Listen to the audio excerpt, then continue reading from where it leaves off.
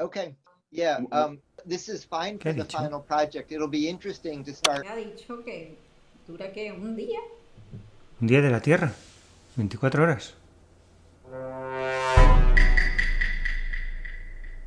A ver que lo pongo otra vez. Have you had it long enough to try composting? How long do you think the composting will take? I didn't try it yet, yeah, but I thought it takes 1 day or 2 days. You know, there's some comments in the chat. I think the composting takes a while.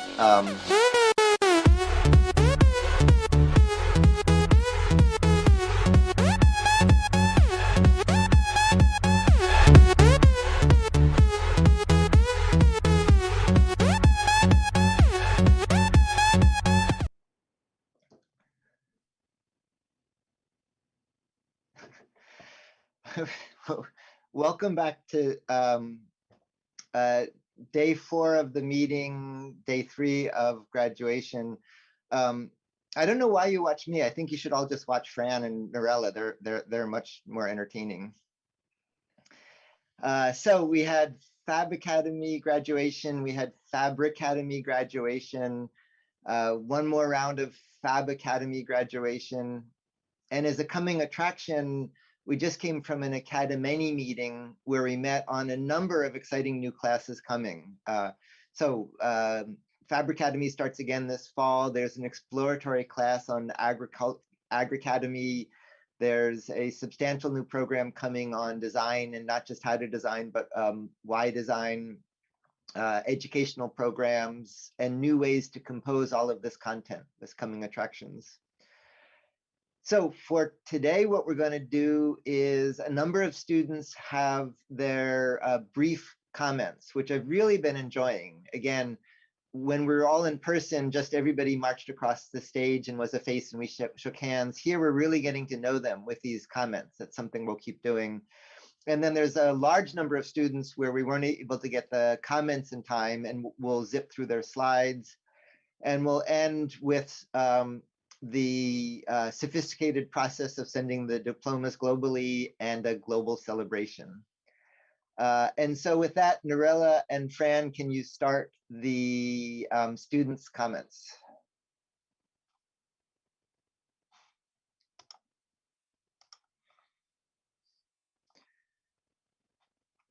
So touchless smart lock.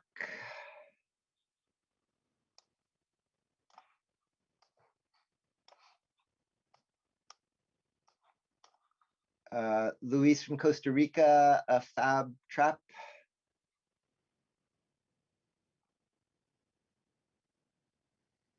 I'd like to thank everyone involved in this amazing experience last year. To Neil, every student who shared knowledge with us, the guys on the Saturdays up in time, and our instructor Juan Carlos Miranda. Muchas gracias y pura vida. Ismail from Ecuador, growing seedlings.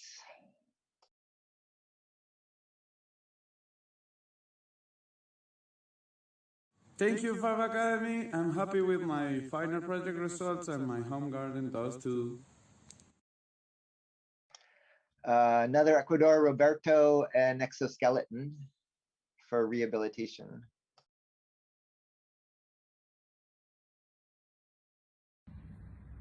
Hi, this is Roberto. I'm really glad to be part of this presentation y muy agradecido pues con todos por formar parte de este gran evento de graduación de FAB Academy.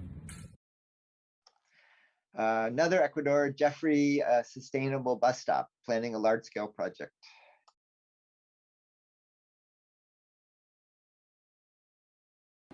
Desde Ecuador, gracias FAB Academy. Daniela from Ecuador, composting. We just saw another composting project.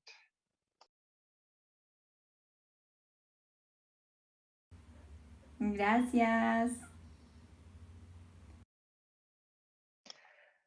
Peru, Victor, helping recover leg movement.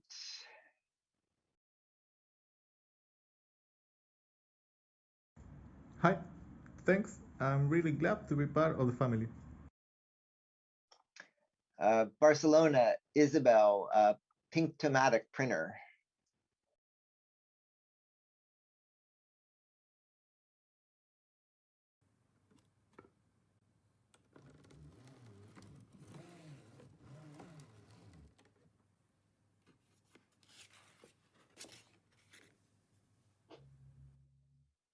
Nice.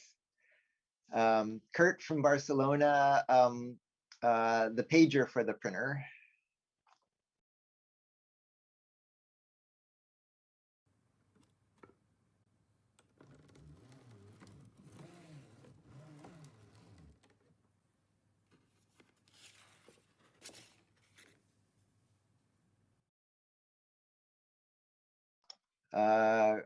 Quentin from Digiscope, puzzle box.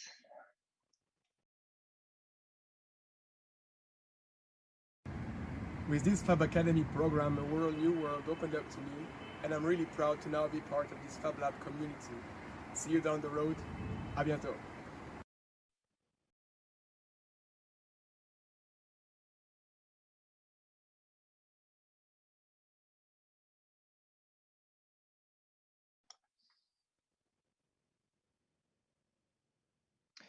William from Camp Linford, a Hexafab robot.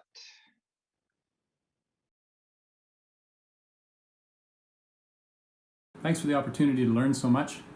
Your approach to teaching is one I'm going to be looking to emulate as we develop the Fab Lab Blue here in Germany. Congratulations also to all my classmates, and thanks for the camaraderie. You guys are great. Nice. Harley from Camp Linford made the Alfred bot.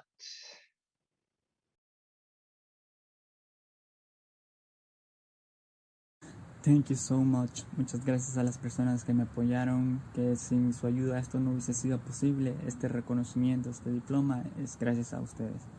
Muchas gracias. Machi from Poland made a MIDI manipulator.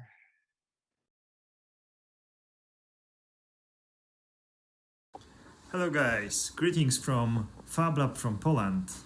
Woo! Fatia from Cairo made a STEM minion. I have a soft spot for minions. السلام عليكم، أنا فتحية حامد من فاب لاب ليبيا. مبسوطة بالتجربة الفريدة في فاب أكاديمي، ونحب نشكر كل القائمين على الفاب أكاديمي، وباي باي.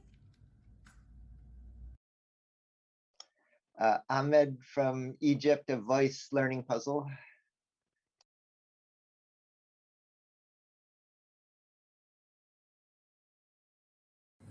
Assalamu alaikum. It was a great experience in an abnormal situations, but it was great. Thank you for everyone. Shukran. Ishak from New Cairo, an automated ambu bag for emergency first aid. مرحبا جميعا من مصر من فاب لاب الفيوم. I am so happy to share these wonderful moments with you. حيث نتخرج جميعنا من مدرسة Learn to Make Almost Anything. Rotham from New Cairo, Egypt, a marionette.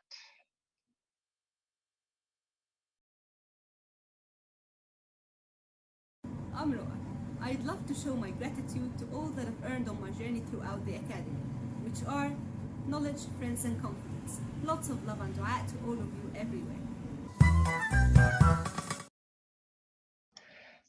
Sarah from Saudi, a Fabi robot.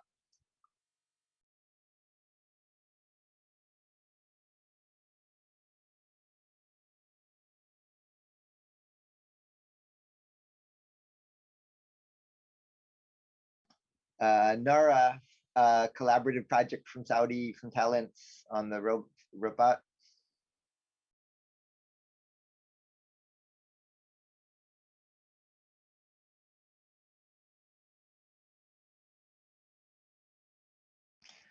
Faisal from Pakistan, and energy meter.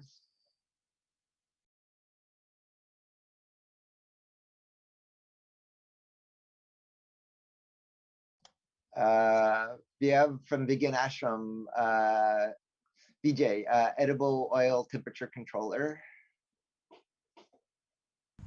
Hello, I would like to say thanks to Neil and all Fab Academy representatives. I am Vijay and I really enjoy the all assignment during the coursework. Thank you, Neil. Abhinav from Kerala, a smart weather map.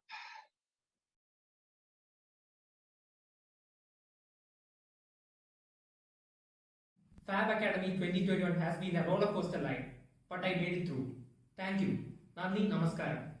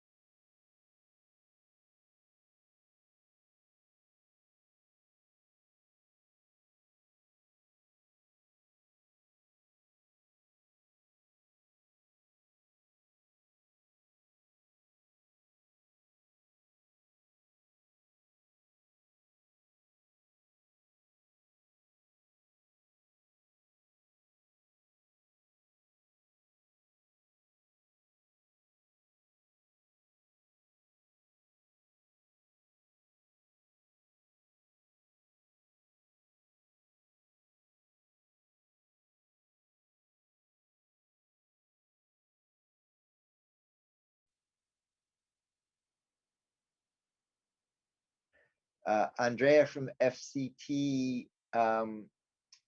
made a nursery. Hugo from IED, Heliotropo. There's a question about not hearing me in YouTube. Akil from Kerala made a automated flute player. Nice mix of old and new. Theodoros from Kaslab made a rotopick, revisiting picking and placing. Abalazes from Kaslab made a version of a CNC towards the goal of labs making labs. Brent from LCC made something Lake Houston water level visualizer. Letitia from Puebla made Zook, a storytelling device. Julie from Sorbonne made a book, a functional book about Grace Hopper. Ling Yu from Soil made a flip calendar. Ronaldo from TechSup made a manure grinder for a turkey farm. Mary from TechSup made a wearable device to help musicians track time. Manu from Kerala made a measurement station. Khalifa from UAE, I'm not sure what this did. SDR and SDR. Christoph from ULB made something to weld PLA. Tushar from Vigyan Ashram made a weather eye to watch weather to predict pests. Jayadip from Vigyan Ashram made something to monitor gray water recycling. Guillermo from ZOI made an Iway machine, making ceramics from dust. Juan Guerrero made an injector for the ceramic machine, part of the machine building that happened throughout the cycle. Florent from AgriLab made a litter robot, self-cleaning litter robot. Niraj from AKGEC made a device to monitor babies. Antoine from Barcelona, I don't know what this is, instrumented a leaf. Armand from Barcelona, Plan Go, a device to plan a week. David from Barcelona made a monolith sculpture, interactive sculpture. Two from Barcelona made a modular logic toy to help learn robotics. Nanji from Trau made a automatic doghouse. Harry from Charlotte made a FAB drone. Sophia from Charlotte made a FabBot, a Fab robot. Nicola from Crunch Lab made a kinetic MIDI controller, another MIDI interface. Asna from Dilly Job made a nicely finished lighting tail bag for bicycle, and nice work on the materials and finishing for that project. Ahmad from Egypt made a time tracker. Let's see, Ahmed from Egypt made a smart breadboard for prototyping electronics. Michael from Egypt made an LCR meter, part of something I encourage of how to measure almost anything, labs making their own test equipment. Rafael from Esni made a light painting machine. Lena from Batrop made a morphing robot system, a whole ecosystem of robots and robots of robots. Willa from Urbid made this nice interactive world map, Arab world map. Mohammed from Irbid made a pet feeder. Ahmed from Irbid made a camera that tracks. Ibrahim from Irbid made a smart planner. Hazan from Bahrain, we saw this before, made a liquid simulation cup. We saw this one before. Richard from Bangalore made a bubble maker.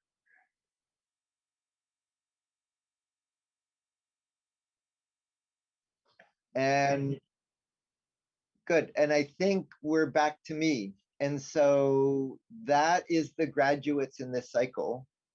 And then once again, if you didn't graduate in the cycle, you haven't failed, you just haven't finished in the cycle. We have people do this expeditiously. We have people take a few years. You're done when you're done. So that finishes this cycle's graduation, and then we'll be doing the next round of presentations for people that didn't miss this cutoff in January before the start of the next cycle.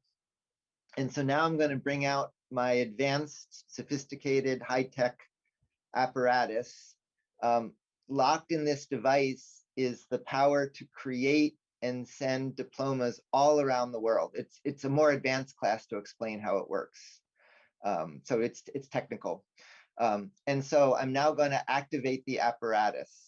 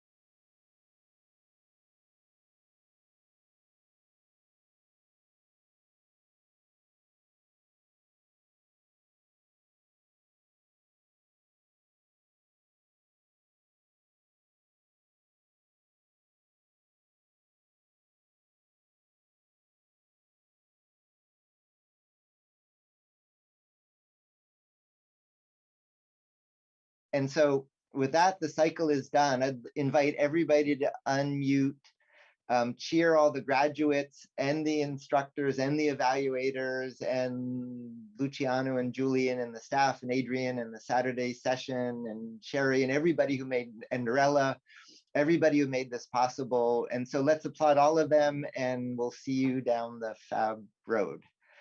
And now the cycle is done. Congratulations. Congratulations, everybody. Congratulations. So you're welcome to unmute and join. And again, so challenging in the pandemic. And if anything, the cycle was as better than ever. Just great effort from everyone. Really meaningful. So unmute and join the cheer. Woohoo! Congratulations, everybody. Hello. Hello, May. Congratulations. Congratulations, everybody. You did great. Thank you.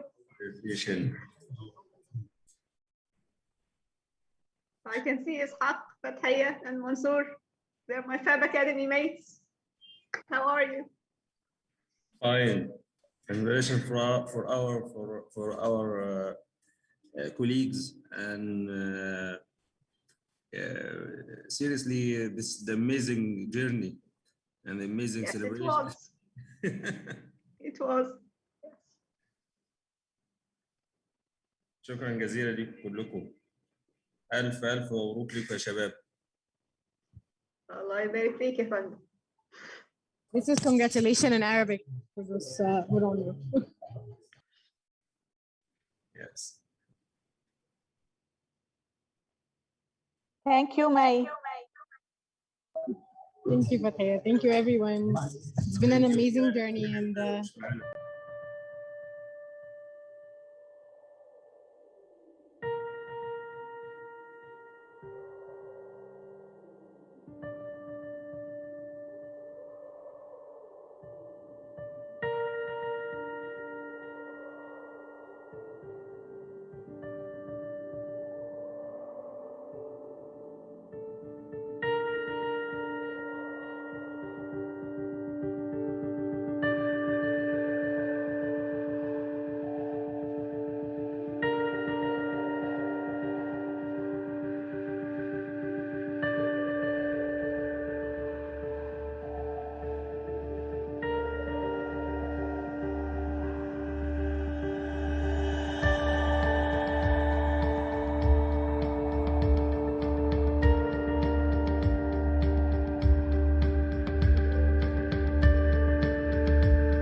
When like 11:30 for the handoff.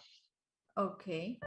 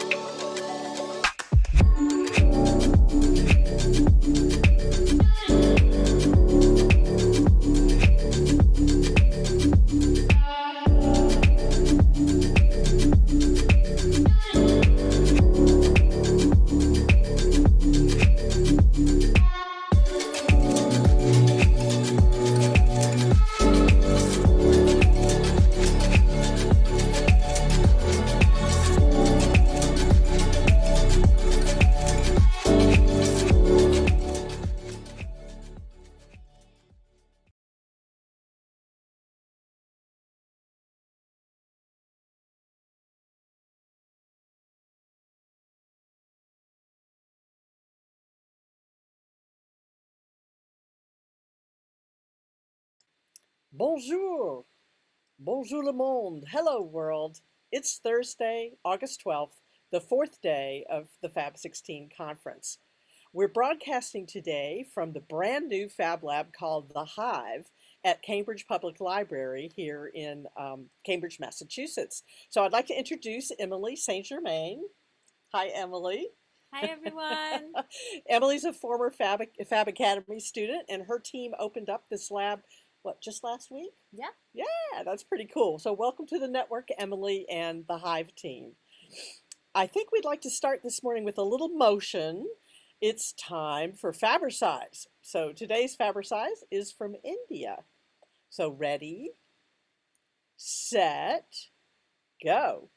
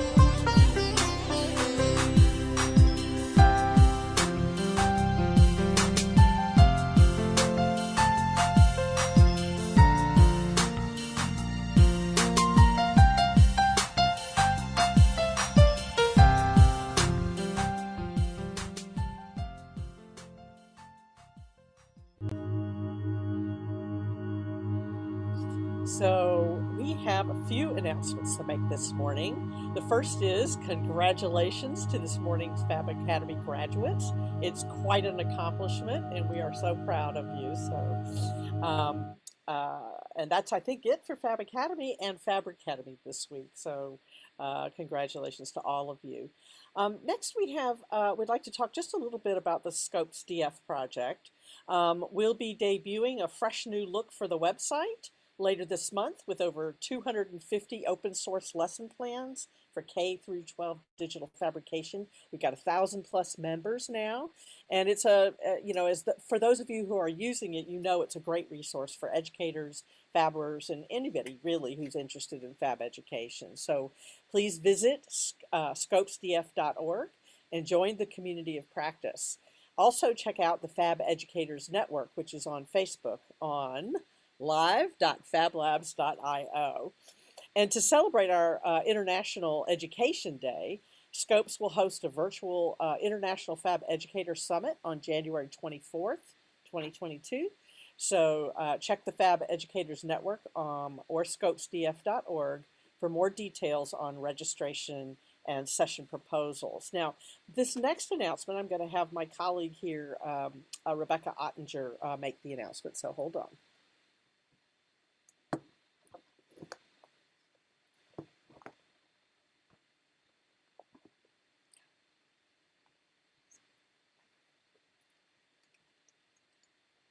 Good morning, everyone. This is Rebecca. So I have the pleasure of announcing the winners of our Stop, Reboot, Learn Challenge. So this was a challenge that Dassault Systems, SolidWorks, and 3D Experience Labs sponsored this year, which we were really excited about. And we asked the network to envision new ways of fab teaching and learning over the next decade and how we can reshape our future of learning. We received over 30 applications, and we just want to first thank everyone who participated. We really, really appreciate all of your submissions. So our first winner is Isabel Ayart in Ghent, Belgium. Congratulations, Isabel. Woo!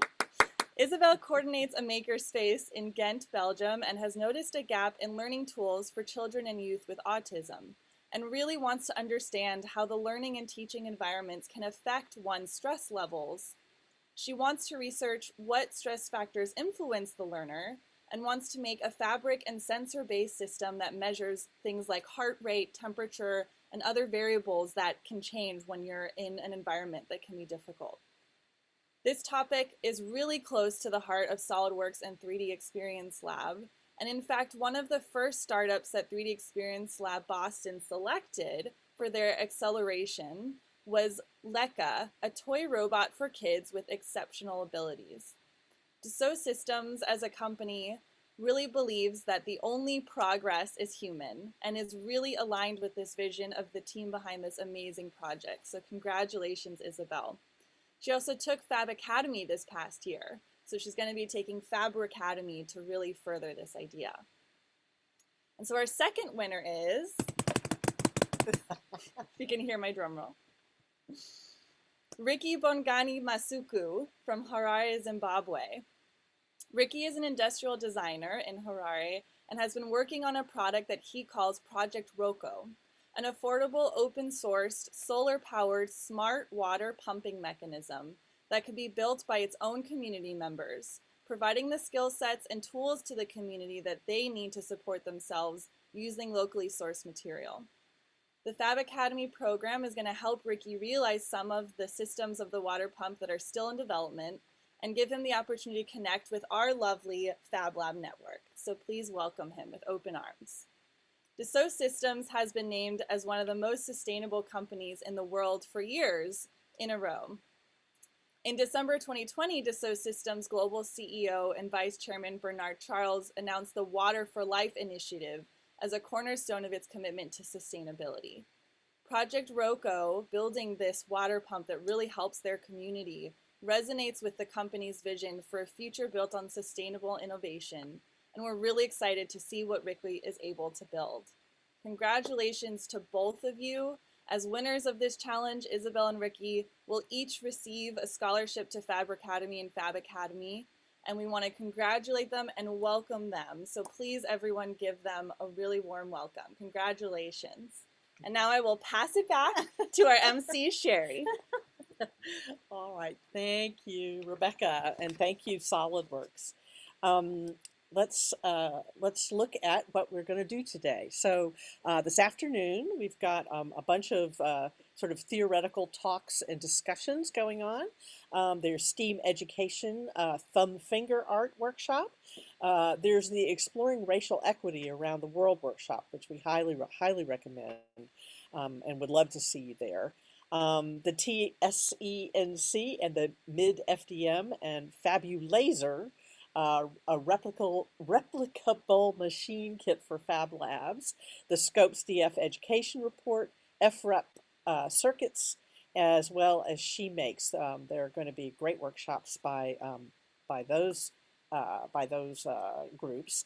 And then we have for hands-on activities, Build a Pop-Up, the Modular Fashion Garment, from soft robotics to biotics, cardboard, code, creativity, and the biomaterials workshop. And so be sure that you have the materials before you go to the workshop so that you can actually participate. And there are many other workshops as well. These are just some highlights from the day. So that's what we'll be seeing and experiencing this afternoon. Now, tomorrow we start the Fab City Summit, starting at, I believe, 8 o'clock in the morning. We start with some of the sort of VIP ceremonies, and that'll be followed by the new Fab City pledges. Go Montreal! We can't wait to see you sign up. And we'll end with the symposium, which will have terrific speakers led by Kate Armstrong of Fab City. And I think that's it for Fab City. Oh, yes. And of course, workshops. We have an entire weekend of workshops. So starting Friday afternoon and then all day Saturday and all day Sunday, there'll be workshops around the Fab City concept and cities getting together to share knowledge and collaborate. So that's what's happening this weekend. And as a reminder, let's go to the next slide. Yeah. As a reminder, this is where we're networking. So please connect and network on the Discord platform. And this is we have a bunch of volunteers there from the Fab Lab network who are moderating on the channel. So it's a great place to connect. Now, this evening, there is a sort of a closing party for this part of the conference in Montreal and online. So this is starting at 5 p.m. EDT and 11 p.m. CET, which is about right for you Europeans. You like to party late, I know. Anyway, they're having a festive evening at L'Espace Maker, which is a collaborative space for making and learning. And it has, it really cultivates an environment that allows hundreds of volunteers to create community-based, accessible and inclusive workshops and activities. So tonight they will offer poutine and workshops and tours and community meetings. So there'll be a live broadcast to the event through this link. And now, now this is my favorite thing to talk about every year. So we're going to turn our heads toward Fab Love. Now during COVID, it's been, you know, we've all been locked up and not very happy, but that has not stopped love from happening across the network. And so I wanted to announce some of the wonderful milestones that are that we see happening in the network. So our first wedding is Evert and Carla. So Evert is from Fab Lab UANL. So that's at the University of Nuevo León at Monterey. Congratulations, Evert and Carla. And now we have a good old friend, Fabio Lopez. He is originally from the Medellin Fab Lab in Colombia, but now he's one of the Fab Nomads. And he proposed to Andrea in December, and they're supposed to get married later this year. And it kind of looks like they're going to be a really fun, wild couple. Now, next from the Fab Foundation, Alethea, who's our Senior Manager of Relationships and Outreach and Education Programs, she and her husband David and her daughter Eleanor welcomed Declan, who was born on January 29th at 4:19 a.m., 7 pounds, 11 ounces, and 20.5 inches. So congratulations, Alethea and David. And also from the Fab Lab, from the Fab Foundation is Aidan Mullaney, who's our Manager of Education Programs at the Fab Foundation. He and Lily got engaged this summer, and they are going to get married next summer. So congratulations to the two of you. And this is Ilaria. I think you all know Ilaria. She and her son Simon are in this picture, and as you can see, she's expecting young Kaya, who will be Simon's sister, and Kaya should arrive within the month. So there'll be a family of 4 at that time. Congratulations, Ilaria. And this is lovely. Robert Garita and his wife Estefania welcomed Danny to this world in May. What a beautiful young baby. And then this is very interesting. So we have an outbreak in the state of Kerala, specifically from the Super Fab Lab in Kerala. It's an outbreak of love, that is, right? So first we had Sibu and Safna, who I think you knew were going to get married right after the conference last year on August 1st. But then we had another couple from the Kerala Fab Lab. So this is Yadu and Alice. They met because her mother and his mother are good friends. And so they got married on July 12th. It's interesting because they did not do a religious wedding. It was kind of a statement. Religious weddings are pretty expensive and kind of overwhelming in India, and the bride usually their family has to give a dowry to the groom or the groom's family, and so it's kind of a business, becomes a business. So these two got married without any kind of religious ceremony or dowry, and under the Special Marriage Act in India that allows any citizen in India to marry another without considering religion or caste. So congratulations to the two of you for your wedding, for your marriage, and also just for kind of thumbing your nose at the system a little bit. And then yet we had yet another marriage in Kerala. So I don't know what happened there. It's like something's in the water, or else your parents are just not busy enough during COVID. But at any rate, Nadim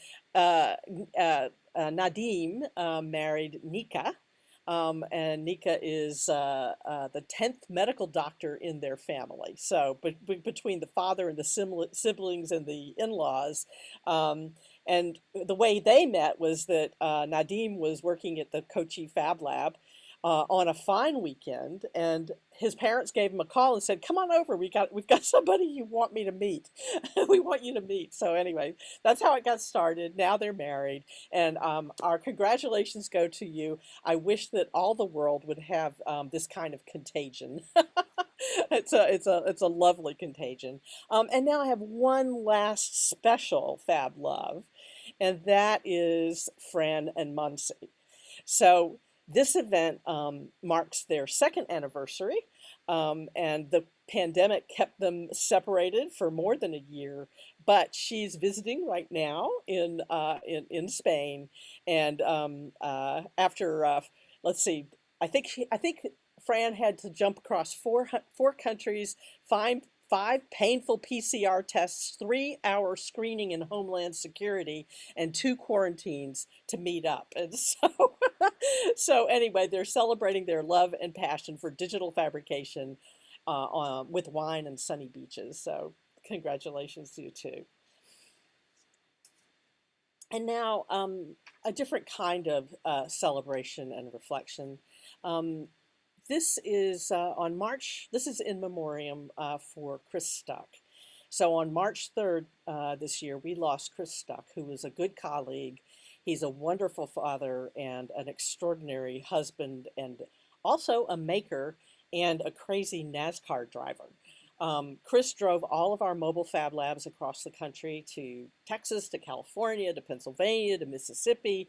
Really, pretty much you name the place and he went there. And he knew how to make things, so he would teach the kids how to make things with technology. And he brought joy to just so many young people's lives. We do remember one special story when he drove the mobile Fab Lab to Washington, D.C. for the first ever Maker Faire. And that happened on the White House lawn. And we were all like super impressed, as were the White House security guards, that he could back the entire truck and the mobile Fab Lab up the narrow White House lawn without even touching the grass. So we miss Chris so very much, and we want to celebrate his life. Now, just in memory of Chris and in memory of Fiore Basile, who we lost last year, and in memory of all of those that we have loved and lost this year, we'd like for you to just take a moment of silence right now, 1 minute of silence, to reflect, remember, and celebrate their lives. So.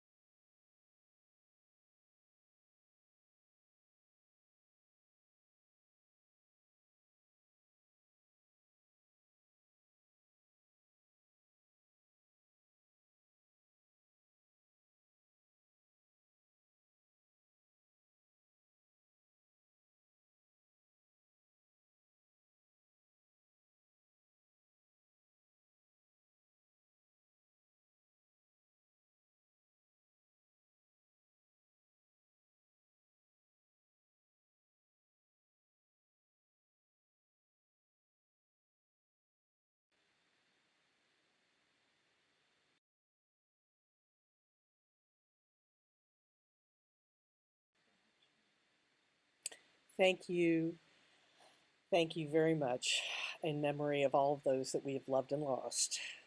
So now what I'd like to do is transition us to videos of other celebratory videos of life, love, happiness, and community with Fab World. And so with that, we're going to see some of these wonderful Fab Worlds from around, from Spain, from all over the world.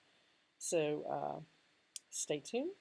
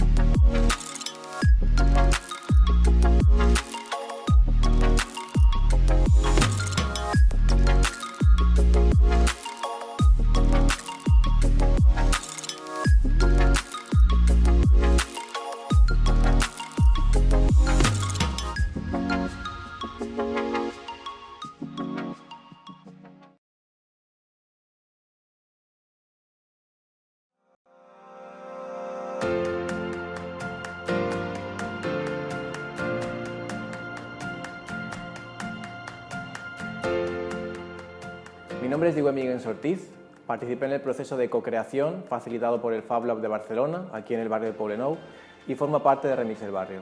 Remix el Barrio es un colectivo de diseñadores de biomateriales hechos con restos alimenticios. Estamos explorando nuevas técnicas de ecodiseño colaborativo que involucra redes locales, fomentando prácticas circulares de residuo cero. Estamos transformando los restos de comida en nuevos materiales, productos y servicios, haciendo papel y envases a partir de residuos de cáscara de café, creando lámparas, sillas y macetas originales a partir de huesos de aceituna, cáscara de huevo, mate, diseñando una chaqueta hecha con pieles de naranja, creando tintes naturales a partir de huesos de aguacate, jabones a partir de aceite usado, galletas y snacks para vecinos o animales a partir de las mermas de restaurantes. La ecocreación es un eje fundamental del colectivo Remix el Barrio. Hoy ya no pensamos en la idea de un autor, sino en el intercambio de prácticas y divulgación de conocimientos mediante las expertas del Fab Lab. Estamos unidos en torno a los valores de la cooperación local, la solidaridad, las nuevas formas de artesanía y la circularidad, aquí en Barcelona. What if in the following years, food waste will become our new treasure? Inspired by Remix el Barrio from Fab Lab Barcelona at IAAC Poblenou, Barcelona's neighbourhood has shaped a circular ecosystem with restaurants, citizens and new fabrication community places. How does it work? It is simple. The circular system, starting from collecting waste from restaurant, transport it via cargo bike, pre-processing waste, designing, crafting and micro-manufacturing of products, redistributing them in local marketplaces, urban gardens, or even directly to restaurants. In 2030, this practice has inspired many other places. Each neighbourhood functions as a point of transformation of waste into biomaterials, as a place of meeting and cooperation between designers and artisans, building knowledge and products. Recipes, knowledge and practices are shared in the other barrios of Barcelona, other cities and places in the world. Become a food waste material maker. Learn by making. Think about proximity and local consumption. Care, craft the future now.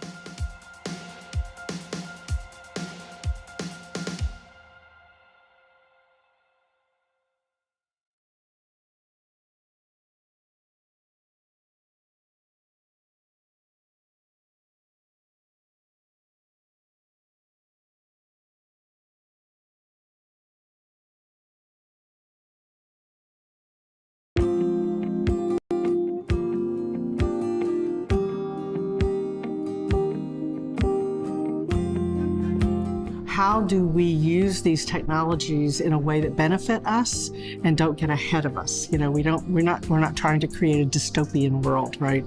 We want technology to work to the benefit of us, of humans, and I think we also want to ask, how do we prepare, or how do we use technology in an inclusive way? How do we include everyone as participants in the economy of the future, right? And not leave everybody behind or not make a few people very rich. You know, what does the role of artificial intelligence really mean in this world? What is the role of data and big data, right? And then how do we do what we do in a sustainable way, both in terms of the materials we use and the processes we use that are good for the environment and good for the world, but also financially and, you know, in ways that support us economically and make a very strong and robust economic environment. One of the other values, I think, for me personally, and I think for my community is empowerment. How do you empower people to take charge of their lives, take charge of the future, right? And so empowerment is super important. Empathy is another value that I feel like is super important as we design, as we put these new sort of products and technologies out in the world. You must have empathy, you must have understanding of the people around you. And so that sort of both cultural empathy and sort of personal, emotional empathy is super important.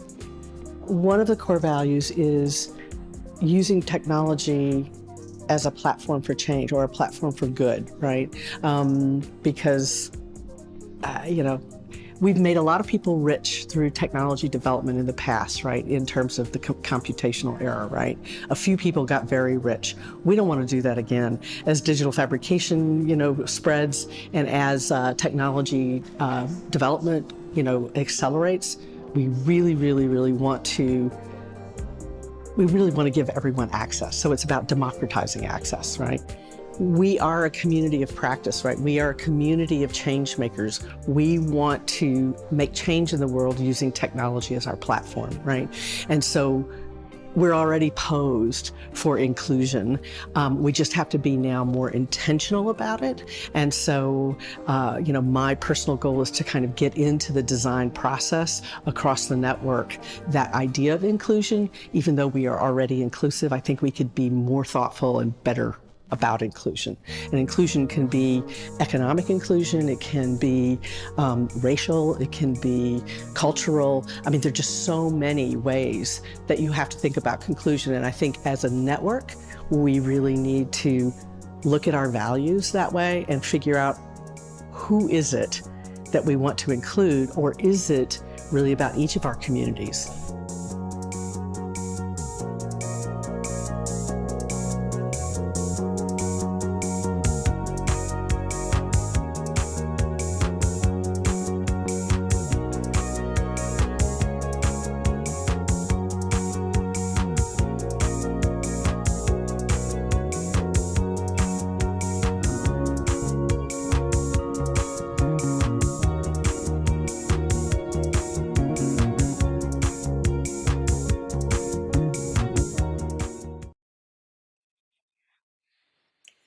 Thank you for the Fab World videos, Venezia, Barcelona, and Montreal. Now, we've had two terrific symposia this week, Fabricating Experience on Monday, Fabricating Science and Technology on Tuesday, and today we have Fabricating Craft. Now, Anastasia Pistufidou is a Greek architect, currently working at Fab Lab Barcelona EAC as the Fab Textiles and Fabricating director, specializing in hardware development, rapid prototyping, and design to production applied to textiles and fashion. She actually co-founded the Fabricating project, which is amazing. She's developed personally an applied research line on textiles, on soft architectures and innovative materials. It's called FAB16.org, and you can visit it and find out some really interesting things about what she's up to. She experiments with new materials and processes, combines digital fabrication techniques and crafts, and her work demonstrates how new technologies can shift the massive consumption of fashion, fast fashion, to a customized personal and local fabrication applied to education and to everyday life. So it is my great pleasure to hand the floor over to you, Anastasia, to lead today. Thank you, Sherry, and welcome everyone. It is a pleasure to be hosting the panel of Fabricating the Crafts. I am very honored to have a very excellent panel of speakers invited today here with us, that they will share their personal stories and experiences of crafts. And I think that personally I'm very interested in the maker is a craftsman, is a contemporary craftsman. I also think that many in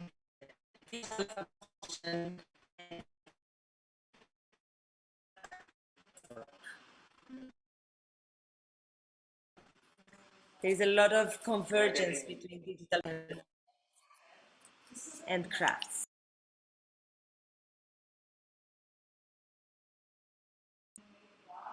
Am I back? Yes. So I would like to introduce the panel. First of all, we have Céline Auclair, the Executive Director of the First People Innovation Center. She will present the center and the Yonaki Fab Lab.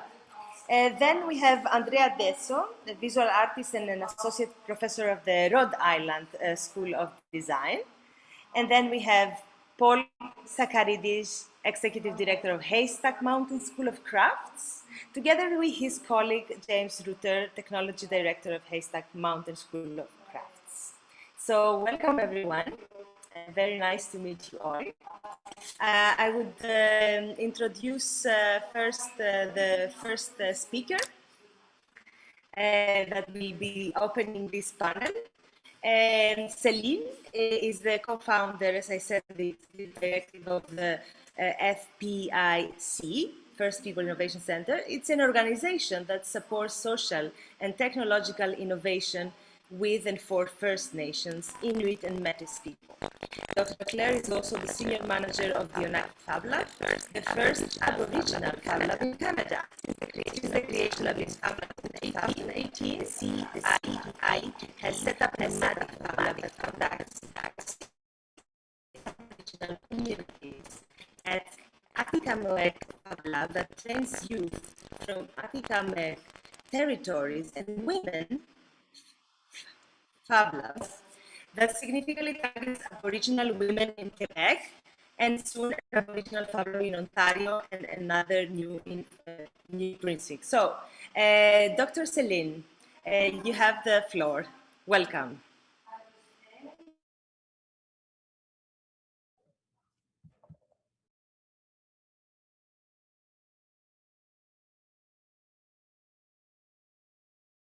Thank you very much for allowing us today to share a little bit about our experience of the Indigenous Fab Lab in Canada. Art and craft is at the heart of what we're doing, and I would like to share with you the experience that we've had since the beginning of the existence of the Yonaki Fab Lab, which is 3 years ago, 2018. So I will now share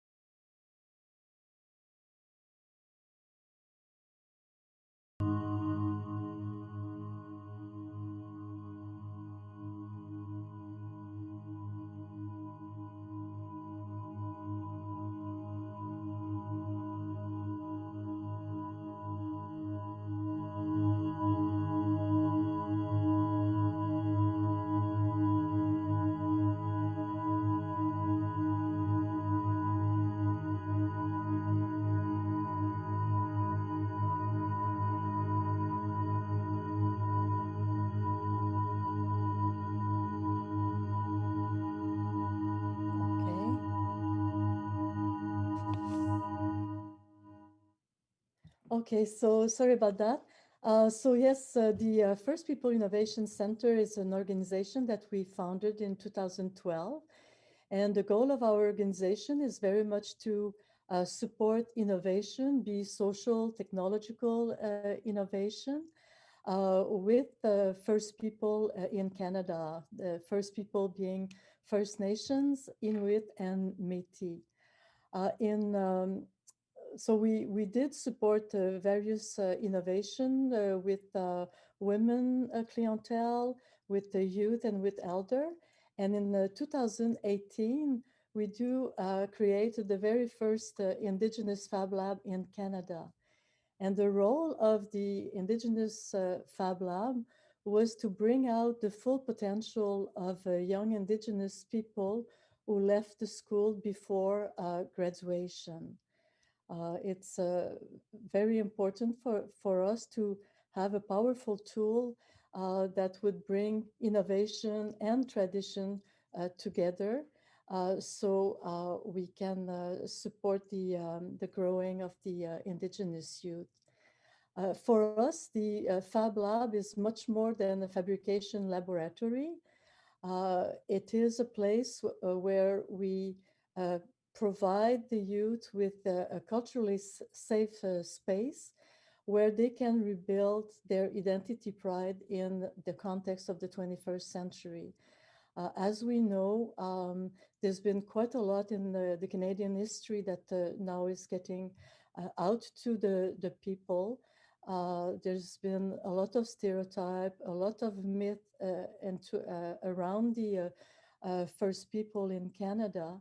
And it was very important for us to bring that, the pride, the Indigenous pride, back to the 21st century, so young people can contribute also to the development of the economy and of the country. We thought that the Fab Lab concept in itself allows for this meeting between the tradition and the innovation. While we anchor the youth in the 21st century, we also are reclaiming the ancestral mode of knowledge transmission. So in the Fab Lab, as we all know, we learn by observation, we learn small step at a time and between peers, and also we value the errors. So all of that is very Fab Lab, and all of that is very Indigenous. So that was the reason we thought that this concept of Fab Lab could be a very powerful tool for Indigenous youth. Since the beginning of the Unaki Fab Lab, we have made 6 cohorts. Our program is a very intensive 5-month program, Monday to Friday, 30 hours a week.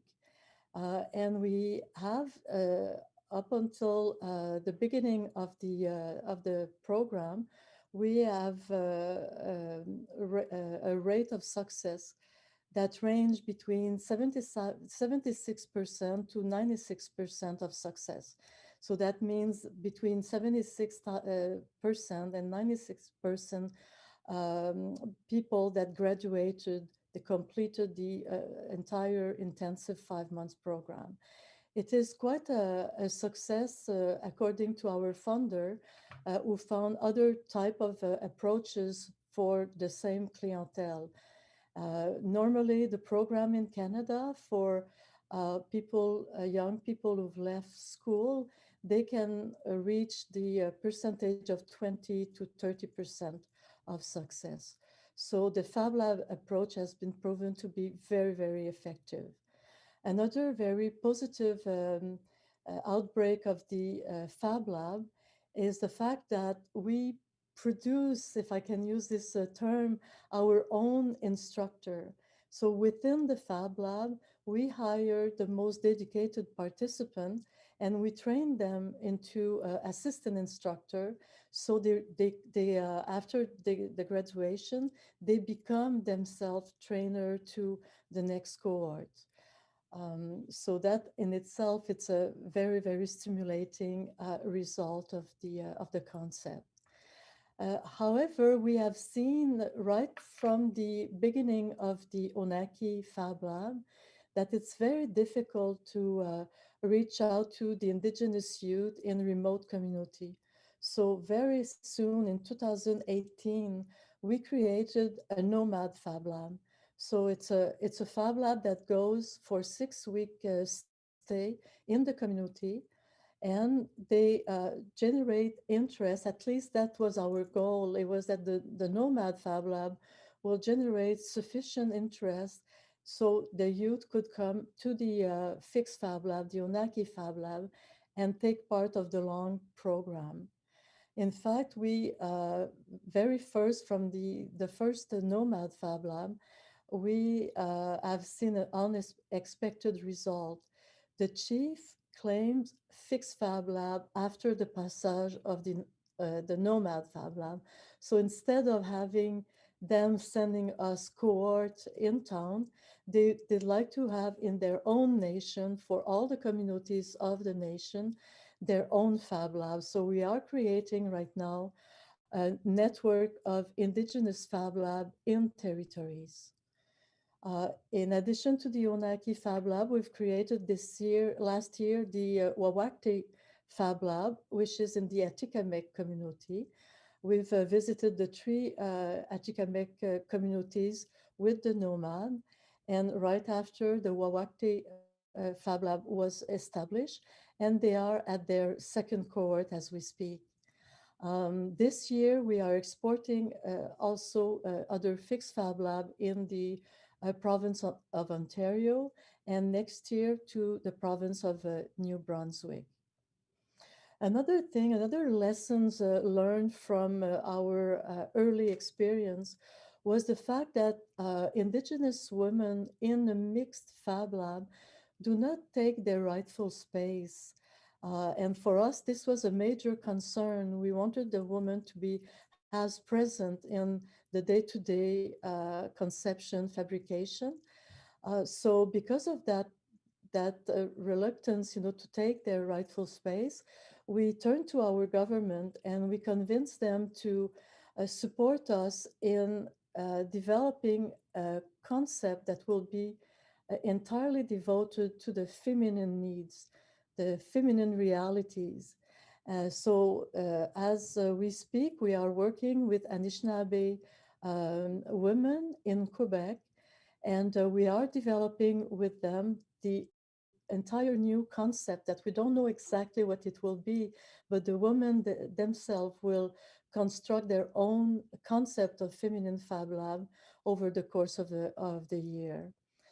They already are working toward developing a new type of semi-skilled digital trade, so they can be some more teaching from the women and from the youth in the indigenous communities. In a nutshell, through the approach to art and craft and various type of creation and fabrication, in the last 3 years, given the great interest of the First People, we have created 2 fixed Fab Labs, the Onaki and the Wawakte. We have visited 11 community, very remoted, with the Nomad Fab Lab. We now have 2 Nomads Fab Lab and probably 3 Nomads Fab Lab this year. We are creating the feminine Fab Lab for the specific needs of women. We are exporting in Ontario and New Brunswick, and we have also launched 2 Art Onaki programs that are very specific to the indigenous artists. So what makes the Onaki Fab Lab model so successful with the youth and the women and the artists? We strongly believe that one of the main factors for that great interest toward the model of Fab Lab in the indigenous community is the fact that we recognize, we respect, and we celebrate the identity pride. This is at the heart of our day-to-day work. In fact, we devote half days every day to connecting to the indigenous culture. So that by itself, I think, was a very, very strong factor that explained the great interest by the indigenous people. The other great factor that we think contributed to the success is the fact that we put an end to the cycle of failures. We make the participant live successes every week. We encourage the participant to return home with multiple creation for their family members. For example, if they laser cut a piece of art, we encourage them to bring that home, in multiple exemplary, so they can impress their family member, their father, their mother, their grandparents. And we want to create among their own environment the wow effect. The fact that, after so many failure at school, they can now receive congratulations from their loved one.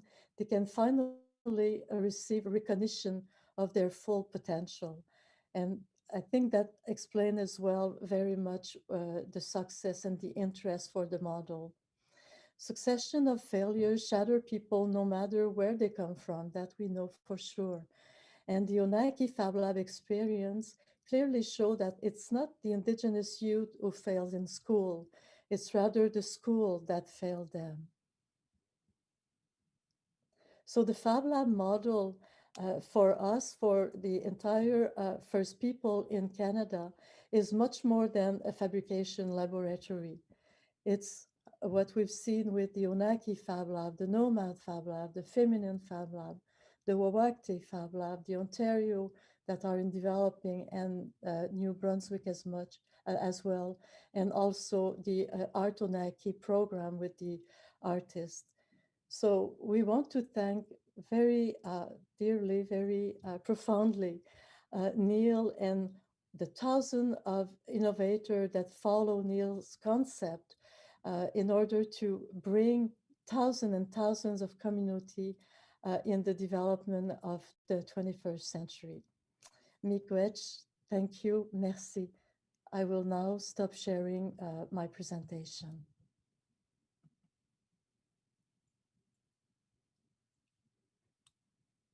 Thank you. Thank you so much. Thank you so much, Celine.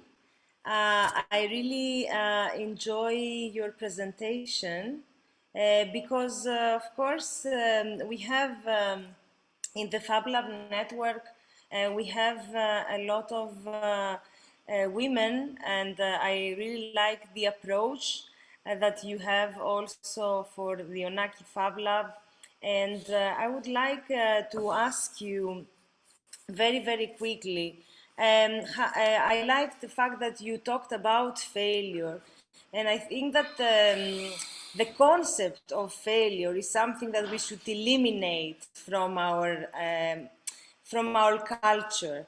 I think that the way that we grow up, we are brought up to understand that we are failures, but in the end, these are not failures. How do you engage and empower your community in this concept, and how and does the community support each other? Very much so, very much so. There is, from the beginning, when people, start to understand what is the concept of Fab Lab for Indigenous people that come from remote community. Some of them came to town, for the first time in their life, arriving in the Fab Lab. It's very impressive. So there is hesitation at the beginning, but when they see what is the culture of Fab Lab, and that trials and error is part of the process, it's part of the learning experience, the Indigenous youth then become very, very involved, and we can see it like even in their being. They first come in the cohort with looking down to the floor and not interchanging a lot with people. And after a week or so, they put Indigenous music in the lab, and they go from one table to the other. They exchange their experience, and that concept of being not only experiencing a failure, but sometimes some of the youth think themselves they are a failure of the system. So that is completely evacuated when they see how is the learning process in the Fab Lab. And also the fact that the one that we've trained in the 5 months program, we then hire them to become assistant instructor, and then they complete their training and they become instructor to the next cohort, and also they are instructor in the Nomad Fab Lab. So in a very, very short period of time, they start as having, being seen as a failure of the system, to have a great, great, great potential and contributing to the 21st century economy. So it's a major, major path that they go through, and that in a very short period of time. And that's because of the Fab Lab culture that is so close to the indigenous way of learning. Thank you so much.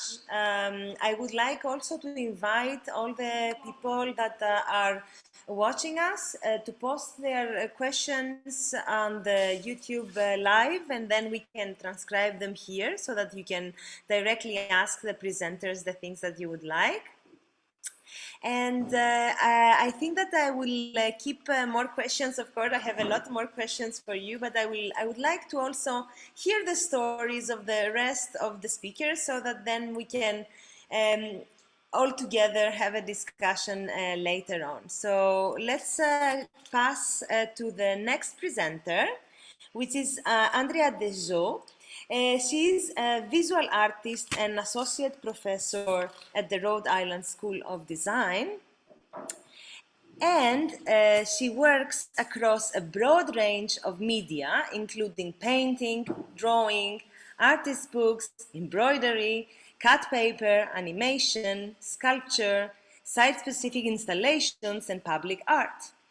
Her work has been installed in 3 New York City subway stations, and in the United States Embassy in Bucharest, Romania, and at Chinu Bimian Fitterman Hall of Lower Manhattan Community Garden.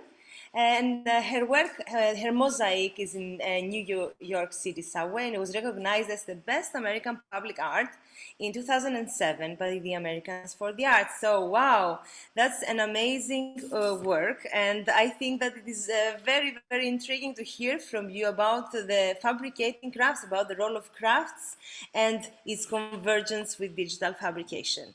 Hello, Andrea. Hi, thank you very much. Thank you very much for inviting me, and I'm going to now share my screen.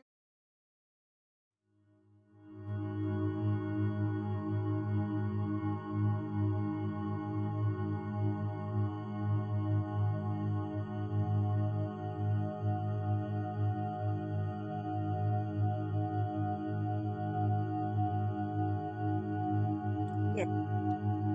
Okay, wonderful. So I'm starting my presentation. What you see on the screen now is a number of small, very small cut paper characters that I created during the COVID lockdown when we were at home, and I was wondering when we are going to ever be able to be together again. And I will show you now examples of my work and how digital fabrication and Fab Labs influenced my work, expanded my work in its size and scale and scope, introduced me to working with new materials, and also created a kind of back and forth cross-pollination and inspiration between digital and analog craft media. So these are some of my hand-cut tunnel books, which are these layered paper-cut objects that are illuminated in various ways. And these ones are quite small. They are about 5 by 7 inches by about 5 inches deep. And I've been making tunnel books since about 2004. And they were always hand cut, very labor intensive, and very delicate cutting is involved. This is another way of illuminating the tunnel books from an exhibition that I had them. And This is a tunnel book that is a much larger one that was laser cut, and this is at the Newcomb um, Museum at Tulane University. This one was laser cut, both the large panels, which are gator board, and the small panels that are behind them were laser cut. And this is the first example where the entire tunnel installation that I created at this scale was laser cut. It was quite an interesting experience for me to realize that my tunnel books that I always hand cut and imagined at a particular size because of digital fabrication can be made extremely large or extremely small. And this allowed me to create shows such as the one last year at the Columbus Museum in Columbus, Georgia, where these images come from. These are quite large, about 24 by 36 by 12 inches deep tunnel books in an installation at the museum where I worked with local and regional folk beliefs in imaginary creatures such as the mighty Thai snake. This is an even larger installation at Rice Gallery in Houston, Texas at Rice University. There you can see me standing inside the installation for scale.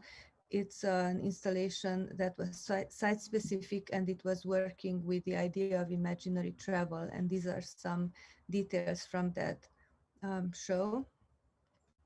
This is also from the Rice Gallery show, and it's a vinyl cut mural that was installed on the glass doors and windows.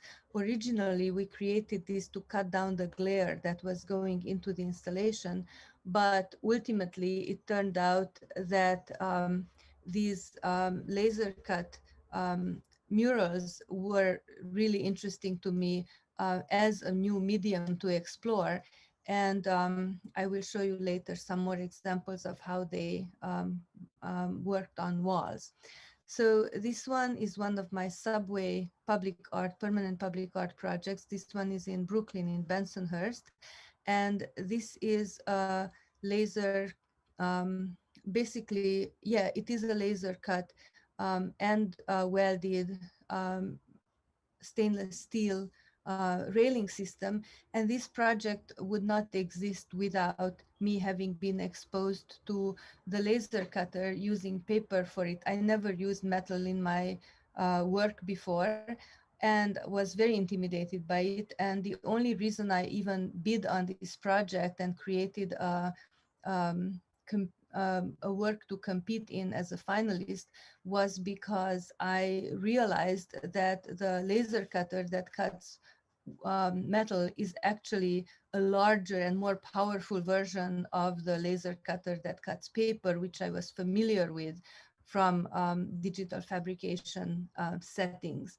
So this is another view with people walking by, and this is the double layer. We created a welded on layer of extra steel to make it more sculptural in space. And this is another part outside. And this one is a very large mural in Minneapolis at the Minneapolis College of Art and Design, and I'm standing next to it for scale. So this image is one that I ended up actually exploring in wood as well. And this is a woodcut that was made of the same image that I had the good fortune of creating using the laser cutter at Haystack.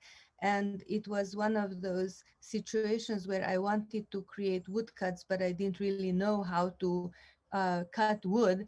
And the digital possibility allowed me to create, to kind of have a very low entry threshold into this field of printmaking with woodcuts.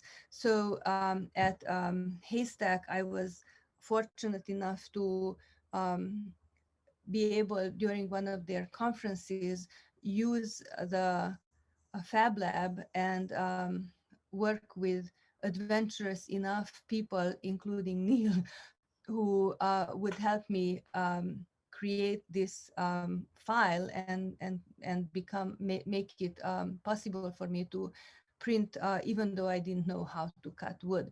So this one is another small woodcut that I created at Haystack, where this is a CNC cut, and the CNC had an issue. This is a mistake that the machine made. The machine thought that it had a bigger bit than it did.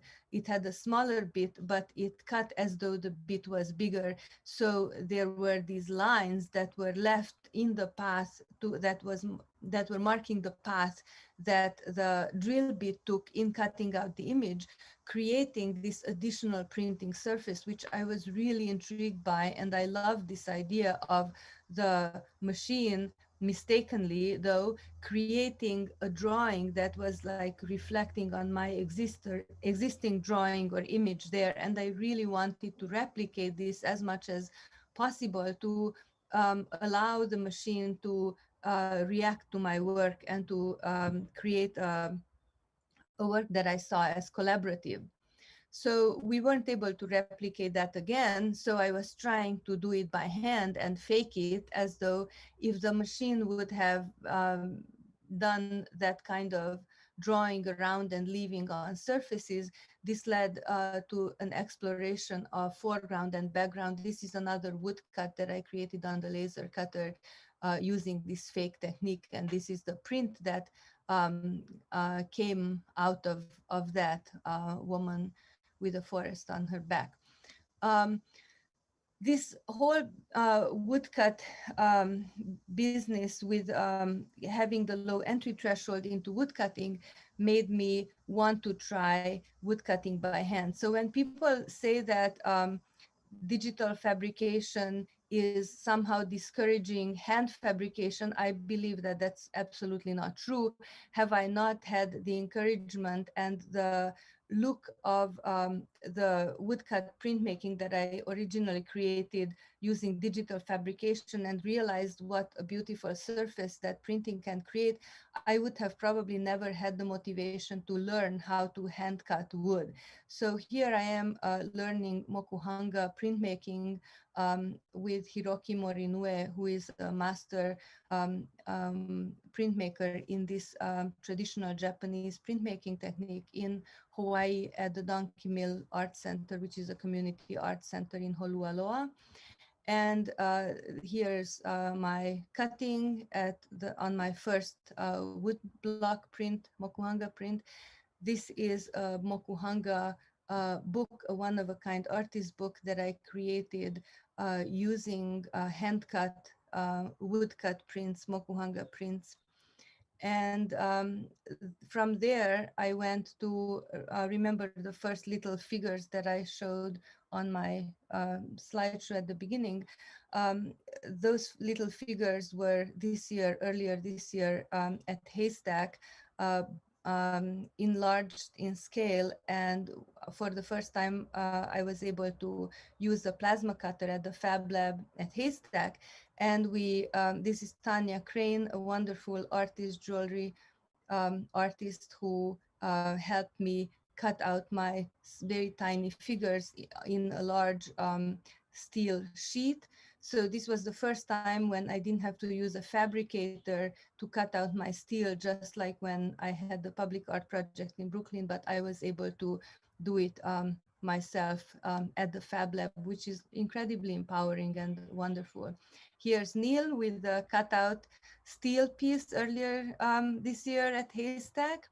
Forest being the steel cut piece. And this is mokuhanga print of the same lineup. And that's my Instagram if you would like to see more of my work.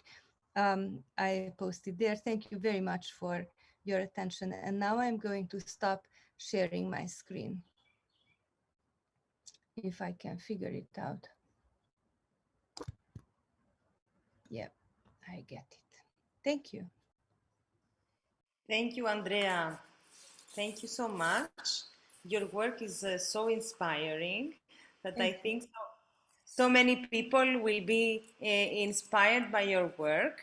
And you seem that you combine and you master both the manual and the craft and the digital, like a synergy, like a dialogue between the two. But I also really like that you present that you learn from a master, you learn from a Japanese. And I would also like to ask you, how could people learn from you as a master? I think that the importance in craftsmanship, I think that it is important to learn from someone that really dominates the technique. How long has it taken you to explore all of these techniques? How do you feel? Thank you. It's really taken a lifetime. Like, I have been always experimenting with materials and with media. I really love materials. Oftentimes, a material or a medium inspires me and inspires me to create work. Teaching is actually part of my practice of what I do as an artist. So I teach at the Rhode Island School of Design. And I'm a full-time faculty there, so I teach students who are enrolled there.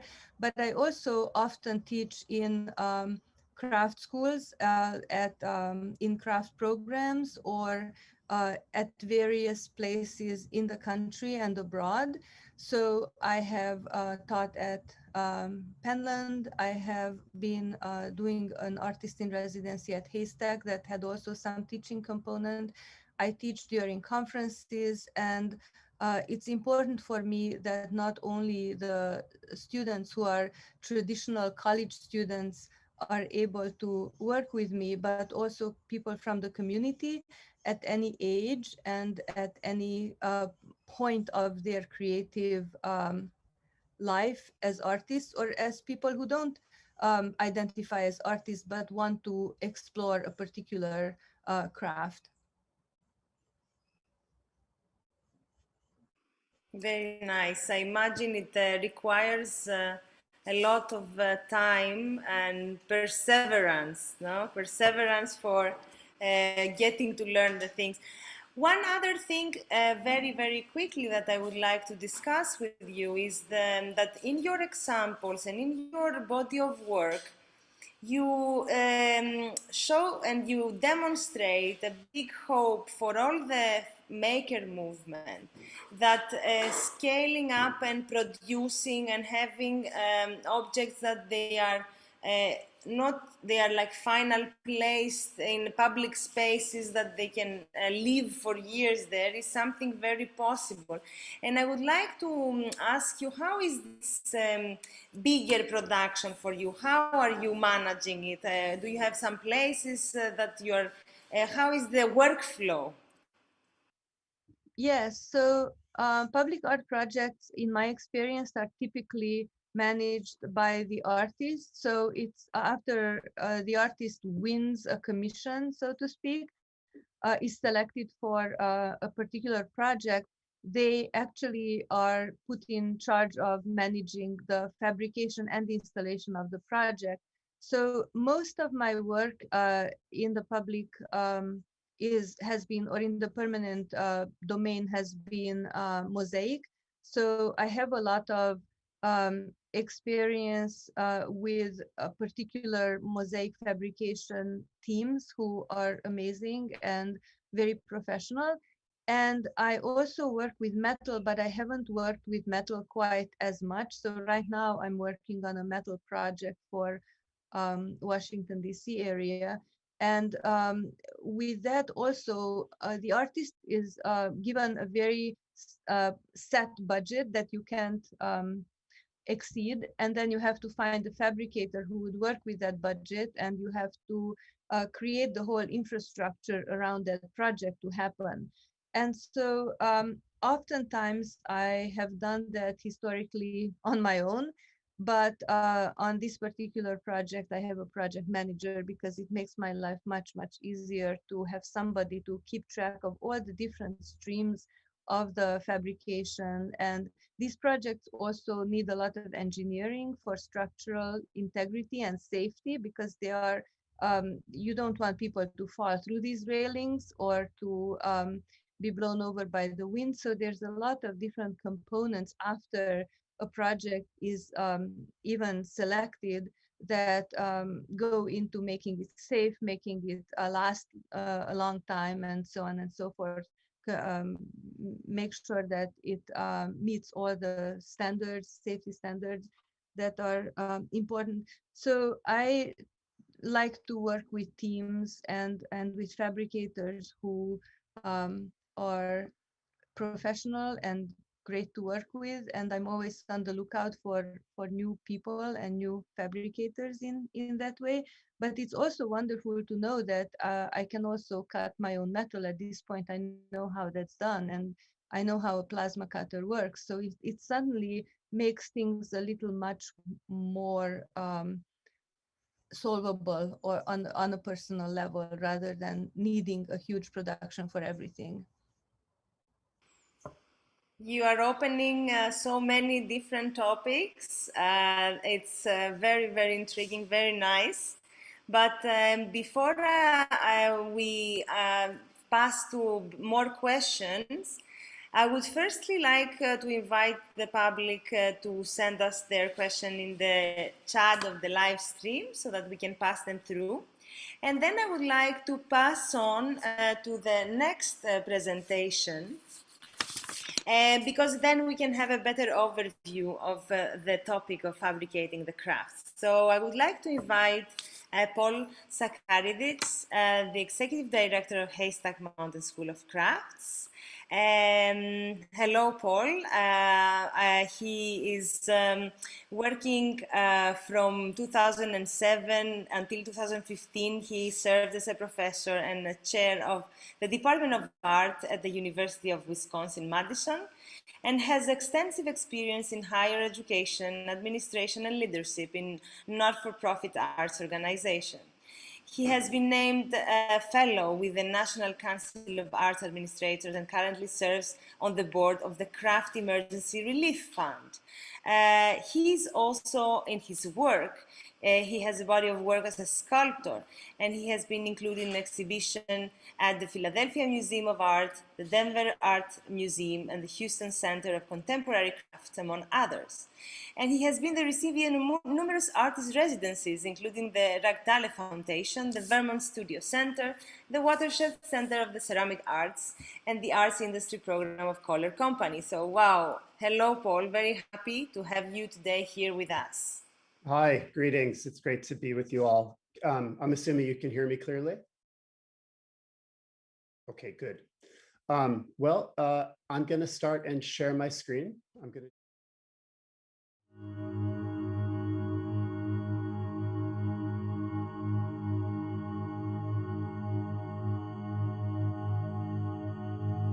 You should be seeing a blue screen, blue field with my name and the logo of Haystack, which I can see, so we're good. Well, thanks so much. This is a really interesting panel to get to take part in. And one of my greatest joys is talking about Haystack as an institution. So let me advance slide. Just a moment. That's interesting. Having a little technical glitch, sorry. Interesting. Let's try this one. Well, let's see. Curious. I'm sorry, just one moment, please.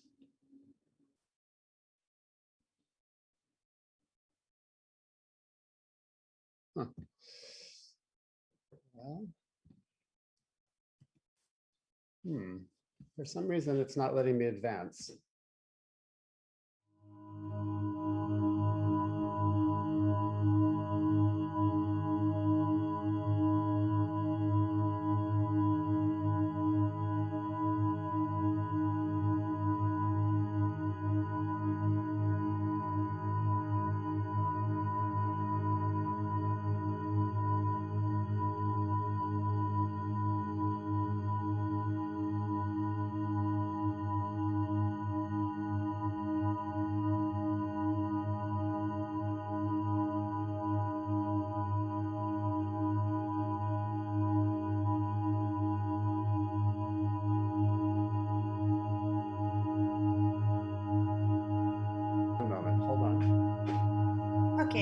Yes. Yeah, I'm going to freeze my camera for just 1 second. Yeah. Why do you think that is? Play from start. Or try this. Hello.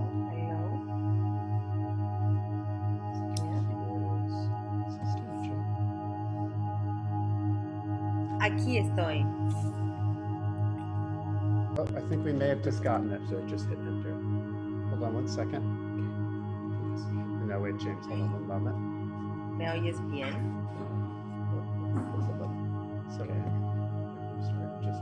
All right, we've got it. I don't know how to go back,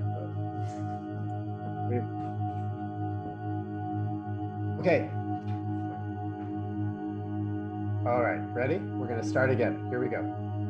Share screen, PowerPoint, start. Play from start. Perfect. Okay, good. All right. Thank you for your patience. So I'm going to talk in the next 10 minutes. I'm going to give an overview of Haystack as a place, as an institution, and about the work that we do and how digital technology has fit into the context of the school. And I think it's really important to understand why we have a Fab Lab at Haystack and what role it serves within the larger mission of the institution. So this is the school, a beautiful drone shot. And Haystack was founded in 1950. The school is turning 70 years old this year. We're located on the coast of Maine. And it's a strikingly beautiful spot. The school originally was founded about an hour and a half from where we're currently located. And in 1960, the entire campus and facility moved to the edge of the Atlantic Ocean on the island of Deer Isle. Deer Isle is connected by a land bridge to the mainland, but it's the largest island off the coast of Maine that's accessible by vehicle. And so this is a shot of looking off of the main deck, gives you a sense of location and scale. The campus itself, as you can see, where the arrow is, we're definitely off the beaten path. We're a place that very much is a destination. You don't end up here accidentally unless you've gotten very lost somehow on your travels. But you can see off the coast of Maine where that arrow is, we're at the very tip of Deer Isle. You have to cross a bridge and then 2 land bridges to get to where we're located. So it's a very remote location and a strikingly beautiful one. The school is very much in dialogue with nature in a very powerful and remarkable way. And the campus itself has had significant architectural recognition. When it was built in 1960, the architect of record was Edward Larrabee Barnes, who's widely considered a prominent mid-century architect in the US and has done projects internationally. And Haystack is often considered one of Barnes's finest projects. Over the years, it's received recognition from the American Institute of Architects. It's on the historic record within the US, and many people come every year to see the architecture in context here. And then just last week, we were notified that we were listed by the New York Times as one of the 25 most significant works of post-war architecture. And so the school is very much in the position of being the steward of an architectural history and legacy of American modernism, as well as the stewards of a legacy of American craft, much of which has borne itself out on the Haystack campus over the past 60 years. This is a good example of the iconic Barnes architecture, these very simple structures with this very dramatic geometry, sliding barn doors where the studios open and close and provide really beautiful permeability. And then a shot at night showing the way that the buildings have these lovely windows that illuminate out. The entire campus is connected by this series of walkways. And so wherever you are on campus, you're always in dialogue and conversation with other people. The school has 6 studios. We have facilities for metals, glass, wood, metal, fiber, and graphics. And it very much is a space that's about community building. We have no permanent faculty. We have no permanent student body. The school runs from May through October, and we award no degrees or certificates. People come here from all over the country and all over the world. In a given season, we serve roughly people from 14 to 15 countries and all across the United States.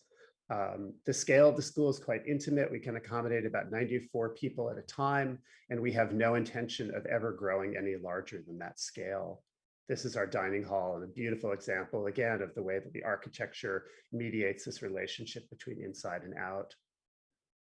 And then the location on the coastline also serves as this constant background for interaction and kind of contemplation.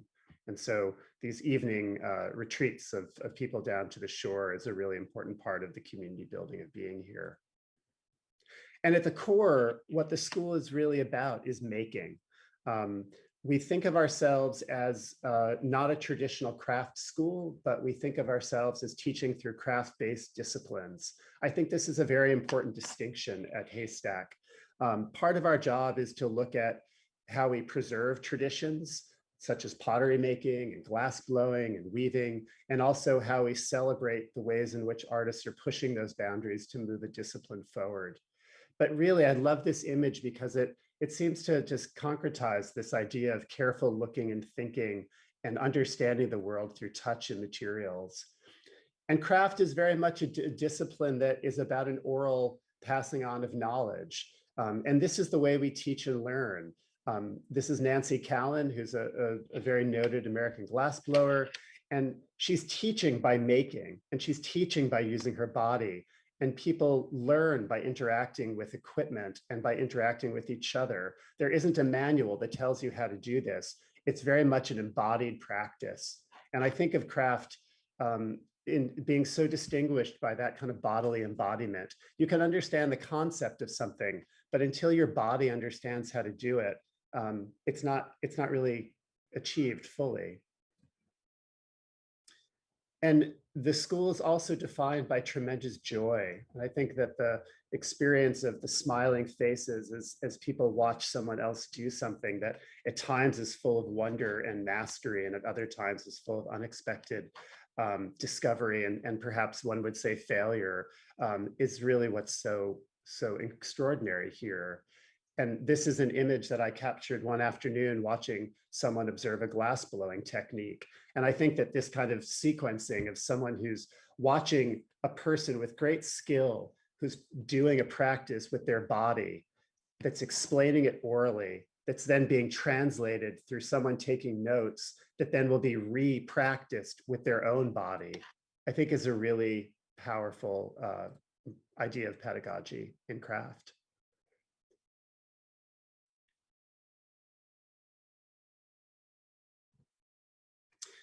The Haystack Fab Lab plays a very unique role here for us as an institution. The lab was established essentially 10 years ago. And as we say, it's become a really integral part in our mission, which is really about thinking broadly about craft.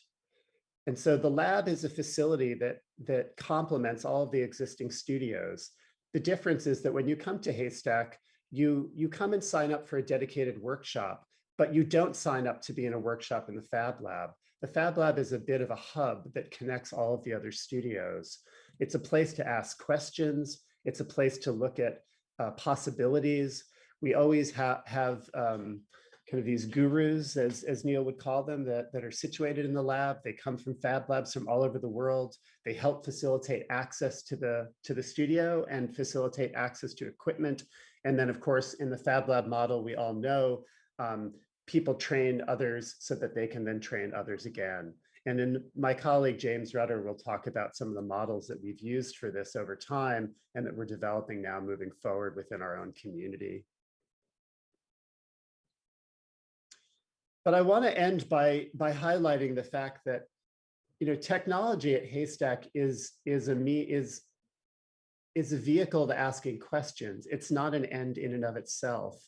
And when the lab was established, there were these kind of knee-jerk responses among people in craft who, you know, some were excited and saw this as the future, and others thought this was somehow going to kill the practice of analog making that we all know and love at this school and within this field. That was a pretty short-lived conversation, because what we realized very quickly was that technology has always been a part of craft. And in many ways, we could cite the loom as one of the earliest tools. And often people talk about the loom as an early example of a computer in very kind of broad ways. I love this image because what you're seeing on the loom is a process where someone has mapped out and graphed how they could translate writing into the warp and weft of a loom through a hand practice of weaving and moving a shuttle, and by lifting the harnesses of the loom up and down with one's feet. This can also now be replicated through computerized looms, but this is intentionally being done by someone by hand. And so the question for us is always, why would you choose to utilize technology? And what does it mean to choose the technology that you use? Your hand can be thought of as a form of a technology. A welding gun can be thought of as technology, or a CNC plasma cutter can be thought of as technology. The interesting question at the end of the day for us is, what is the impact of each of those choices? How does that contribute to a language and a dialogue? And how does that allow us to think about making choices that have really interesting ramifications? And so this has been a wonderful part of the school, and an area that we're just delighted to be able to share with you today. So I just hit exactly 10 minutes. I'm going to stop sharing my screen. Thank you, Paul. You're welcome. Thank you. It seems that you have the dream place. It's very, very alluring.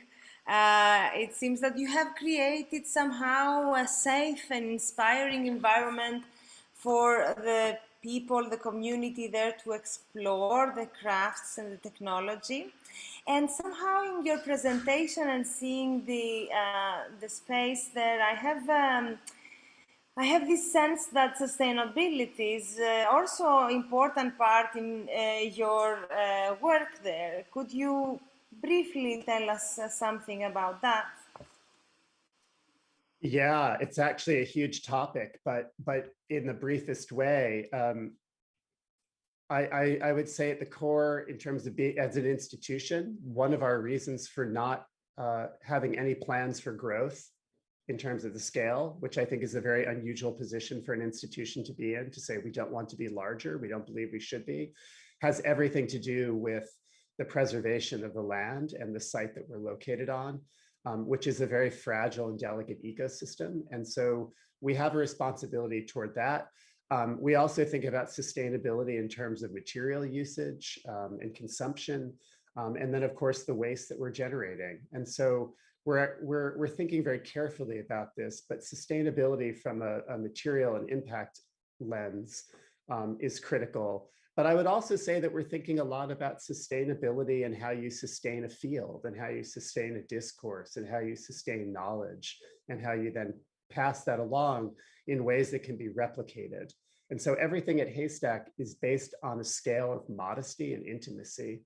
And our greatest hope is that when someone comes here, that they are presented with a model that in a way is replicatable. And so in that sense, we hope that kind of moves out into the world in interesting ways. I have tons of more questions that I would like to ask, but also I would like to invite your colleague, James Rutter. He's the technology director at the same school, Haystack Mountain School of Crafts, and he's the Fab Lab coordinator. And he has over 10 years of experience working with schools and community organizations on integrating digital fabrication into educational programs. Before joining Haystack last year, he was serving as a graduate research assistant and completing his PhD at the Lab School of Advanced Manufacturing at the University of Virginia. He has developed educational programs and conducted several research studies integrating Fab Lab technologies into K-12 schools. And his work has been supported by the National Science Foundation, the US Department of Education, and he continues to serve as a research consultant within ongoing grant work. So, hello, James. Hello. It's great to be here. Thank you for having me. I'm really excited to be a part of this conversation. I'm going to start sharing my screen now.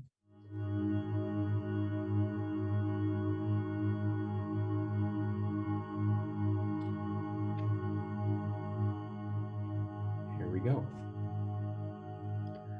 So as Paul was talking about, at Haystack, we have this really special Fab Lab situated sort of, it's a little bit off to the side of the campus, but it really serves as a central resource for the entire campus. And so similar to our library, the Fab Lab is accessible to all faculty, students, and teaching assistants that are taking a workshop or conducting a residency on campus. And so it really is this hub of activity where you may have a jeweler, a potter, a woodworker, all interacting in the same space, having conversations about different ways to use the laser cutter, the 3D printer. And so because of that, there's just this great effect of innovation and discovery of new ways to use these machines. And in a moment, I'll show you some of the examples that have emerged, but just in this one photo, you can see a bunch of things spread out across the table.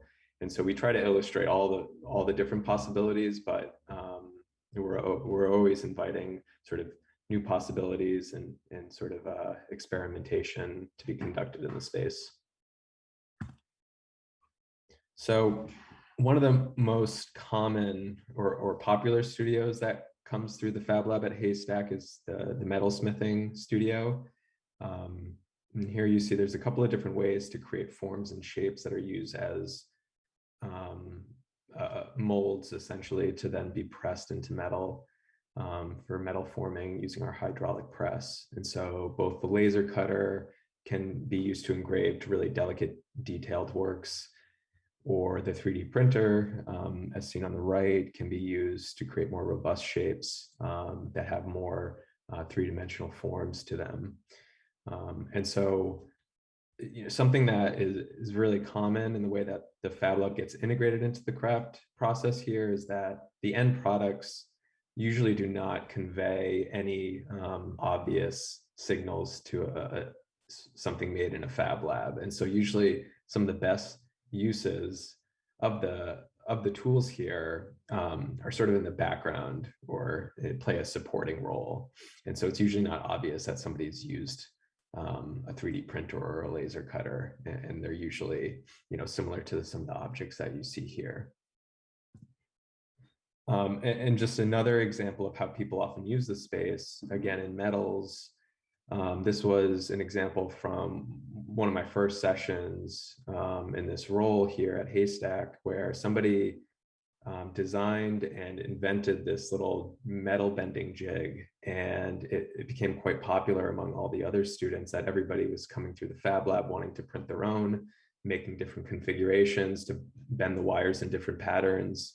And so again, you see that the end product doesn't really signal or convey that it's been made on a 3D printer. The machines are being used to create the tools that then go on to make the final product, which I think is part of, it's one of the ways that we promote the best practice or best ways to integrate Fab Lab. We certainly do see examples, and I'll show you in a moment, of the final products being made in the Fab Lab. But this is such a great way to innovate on a very small scale really quickly during people's time at Haystack. And so here we go to the graphics studio, where you can see this object on the left, which is a series of 3D printed objects connected with hinges and joints and lenses. And this object was used to create these cyanotype prints exposed onto fabric or paper. And so again, you see both the actual object made in the Fab Lab, but also the final product, in use of the tool. Moving along, in the clay studio, we often see these devices called chops, which are stamps that are used to mark the clay surface with either a signature or some type of logo or artwork. And something that happened during the summer that I was here, our intern, which I'll describe in a second, one of our high school interns was working in the space. He was photographed by one of the artists which then ended up getting engraved onto a piece of wood, which then got impressed into clay, which then got fired. And then this mug got dropped off in the Fab Lab, much to the surprise of our high school's intern. And so down on the bottom right corner, you can see his image imprinted into clay. Now I'll move a little bit quicker through these, but one of the more obvious examples is just actually cutting wooden structures on our laser cutter, whether out of MDF or masonite or plywood. People use this tool a lot for model making and building structures and forms. And so one of the programs that Paul alluded to that I'm most excited about sharing with everyone here is our Fab Lab residents, who I think we refer to them as gurus, but this program invites people from around the Fab Lab network to attend Haystack and serve in this role as an expert and sort of a leader and critical thinker of how to integrate Fab Lab technologies into a craft school and a craft process. So I think of this role as more than just a technical assistant. I think of these people as, trying to develop new processes, working with faculty and trying to integrate, the CNC machine or the 3D printer, developing those tools that I had just shown in the previous slides. So to date, I think we've had over 75 people from around the network attend and serve in this role. Every year we have about 15 people that we invite to serve each session. And so I'm always looking to connect and broaden the participation of the people that serve in this role.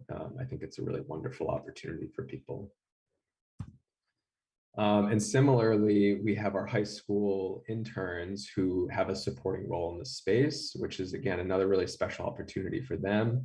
And it provides an opportunity for students attending Haystack to get technical support. And they are much more in the role of a technical assistant, where they're showing people how to design on the computer, translate their idea into a digital format, and then get onto the machines. And so they often handle some of the more elementary basic tasks. And finally, I want to close on this new experimental program that we just conducted earlier this summer in collaboration with MIT and the Center for Bits and Atoms. We hosted over 15 artists, machine builders, designers, technologists, students who essentially took over the entire campus. And through that, there was about 12 different projects that I'll quickly review. But this was the idea behind this was that rather than having the Fab Lab serve a peripheral supporting role, we were going to have the craft studios, we were sort of flip that model on its head and have the Fab Lab become front and center, and then have this the craft studios provide more of a supporting role, and to see how artists and machine builders can interact with each other, and what types of conversations or projects would emerge. So I'm going to jump out of the slideshow and go to a website that we've developed that documents what happened over this week, and will eventually be home to an emerging new program at Haystack, which we're still reflecting on and trying to think about how to do this. But I want to share some of the more, some of the projects that came out of this. Jake Reed and Amanda Soul worked together. Play this video quickly. So the two of them worked together on developing this. Not only Jake designed this 3D printer that can extrude clay, and Amanda was the artist, sort of working with Jake to figure out how you can take this machine and elevate it and kind of integrate it in sort of a clay practice. And so here you just see one of the forms being printed, which then go on to be manipulated and glazed and fired in a kiln. And so I won't play all the videos, but I'm sure we'll share a link to this, and people can peruse this, I want to just highlight a couple of more projects. Neil and David both worked on respective drawing mechanisms and machines. And so you can sort of contrast the two here. Somebody worked on a micro pantograph, engraving very small, nearly invisible engravings into metal and grains of rice and other objects. We had a bio lab, which terrified our kitchen staff, but we were able to keep it separate and not have any sort of contamination. And then, as Andrea was mentioning, we, for the first time ever, credit to Forest Scientific, John and Tyler, for donating this wonderful machine to Haystack.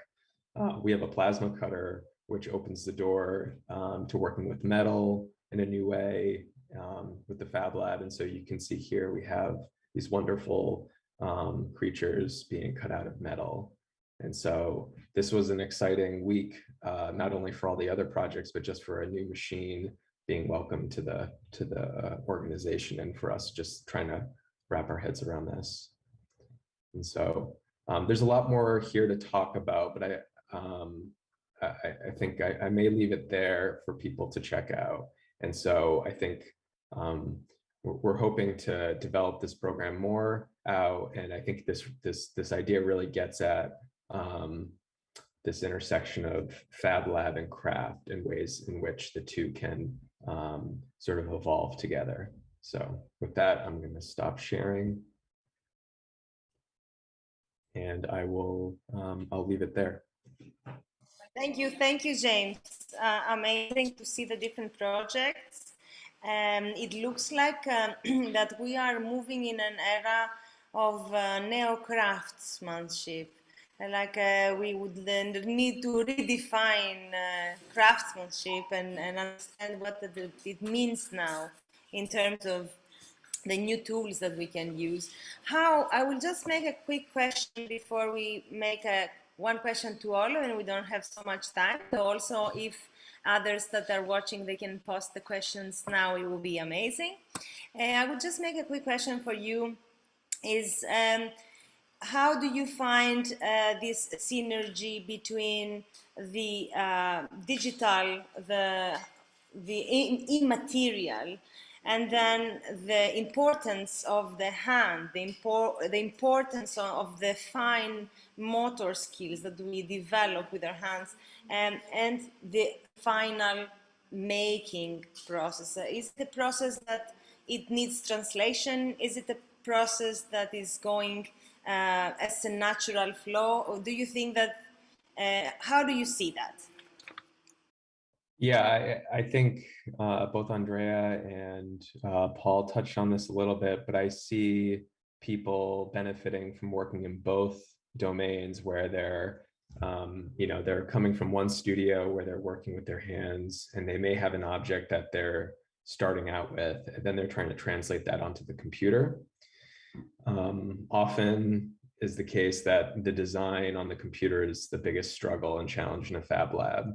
And so I think having something tangible to map onto the computer is a great starting point. So whether it's a sketch on paper, whether it's, a found object, I think having the tangible, I think just we as humans benefit from, having these physical artifacts to work from and to map onto the computer. And then the inverse, where you're working in the computer and able to now, once you've learned how to sort of extrapolate more from the design tools, you can work backwards and get more from, some of the affordances of these CAD programs and of the machine. So I think they're both complementary, but I definitely see the benefit from, I see the struggle in mapping on from the computer to the real world. And so until you really get something cut out and have it in your hands, it is tough to imagine it just as an image on the computer.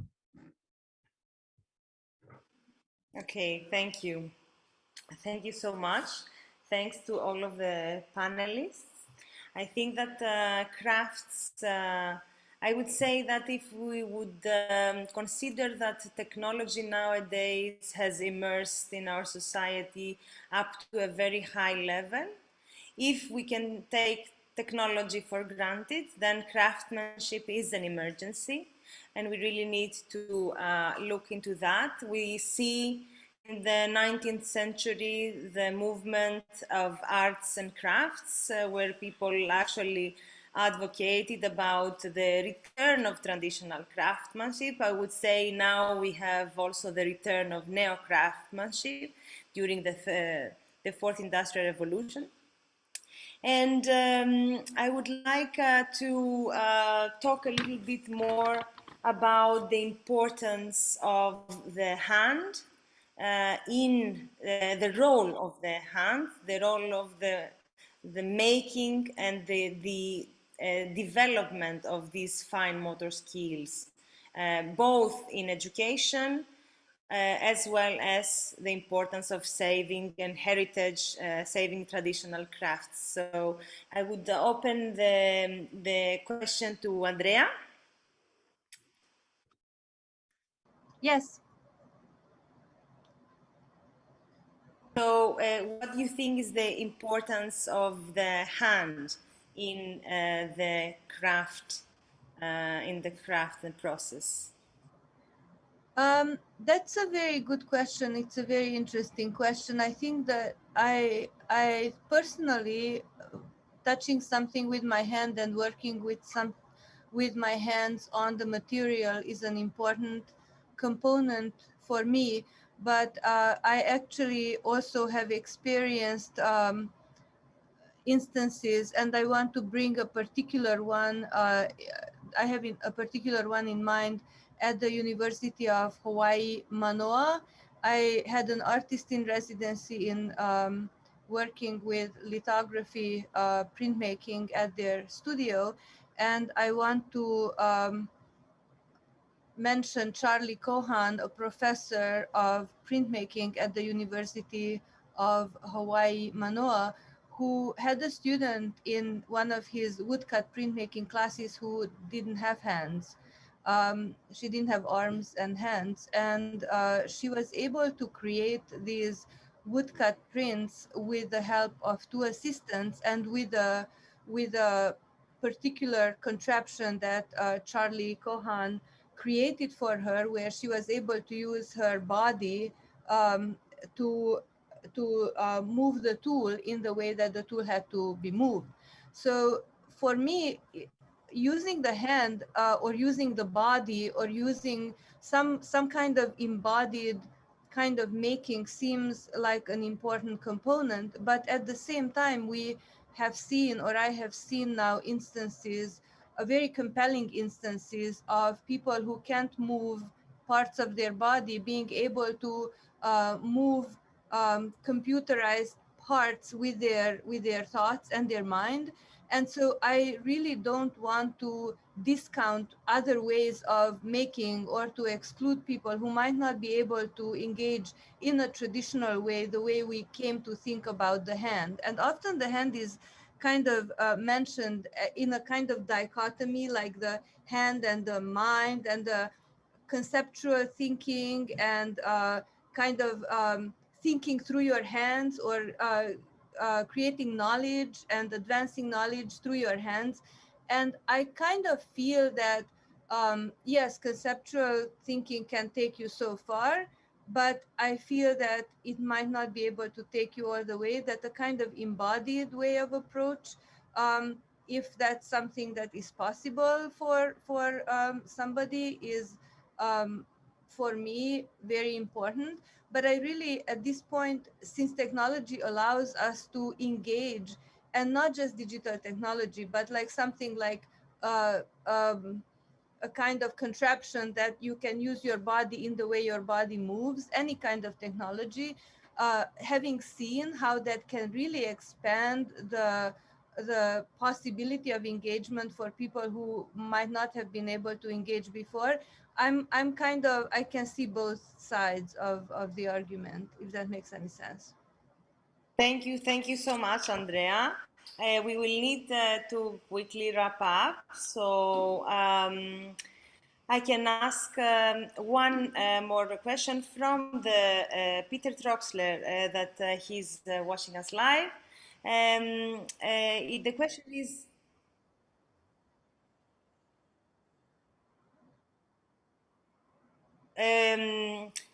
the question is how panelists think about coding, as writing code is often called a craft, and compared to, for instance, weaving.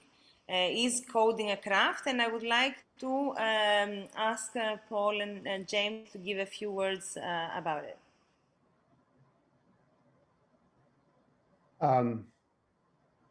Well, I would jump in and say, I suppose it depends on the history you're looking at, but I think within the context of a place like this, I would say, yes, of course, it can be thought of in that way. I think we're at this interesting crossing moment with craft and technology where, as I mentioned in my talk, for so long it was seen as trying to understand its relationship to analog process.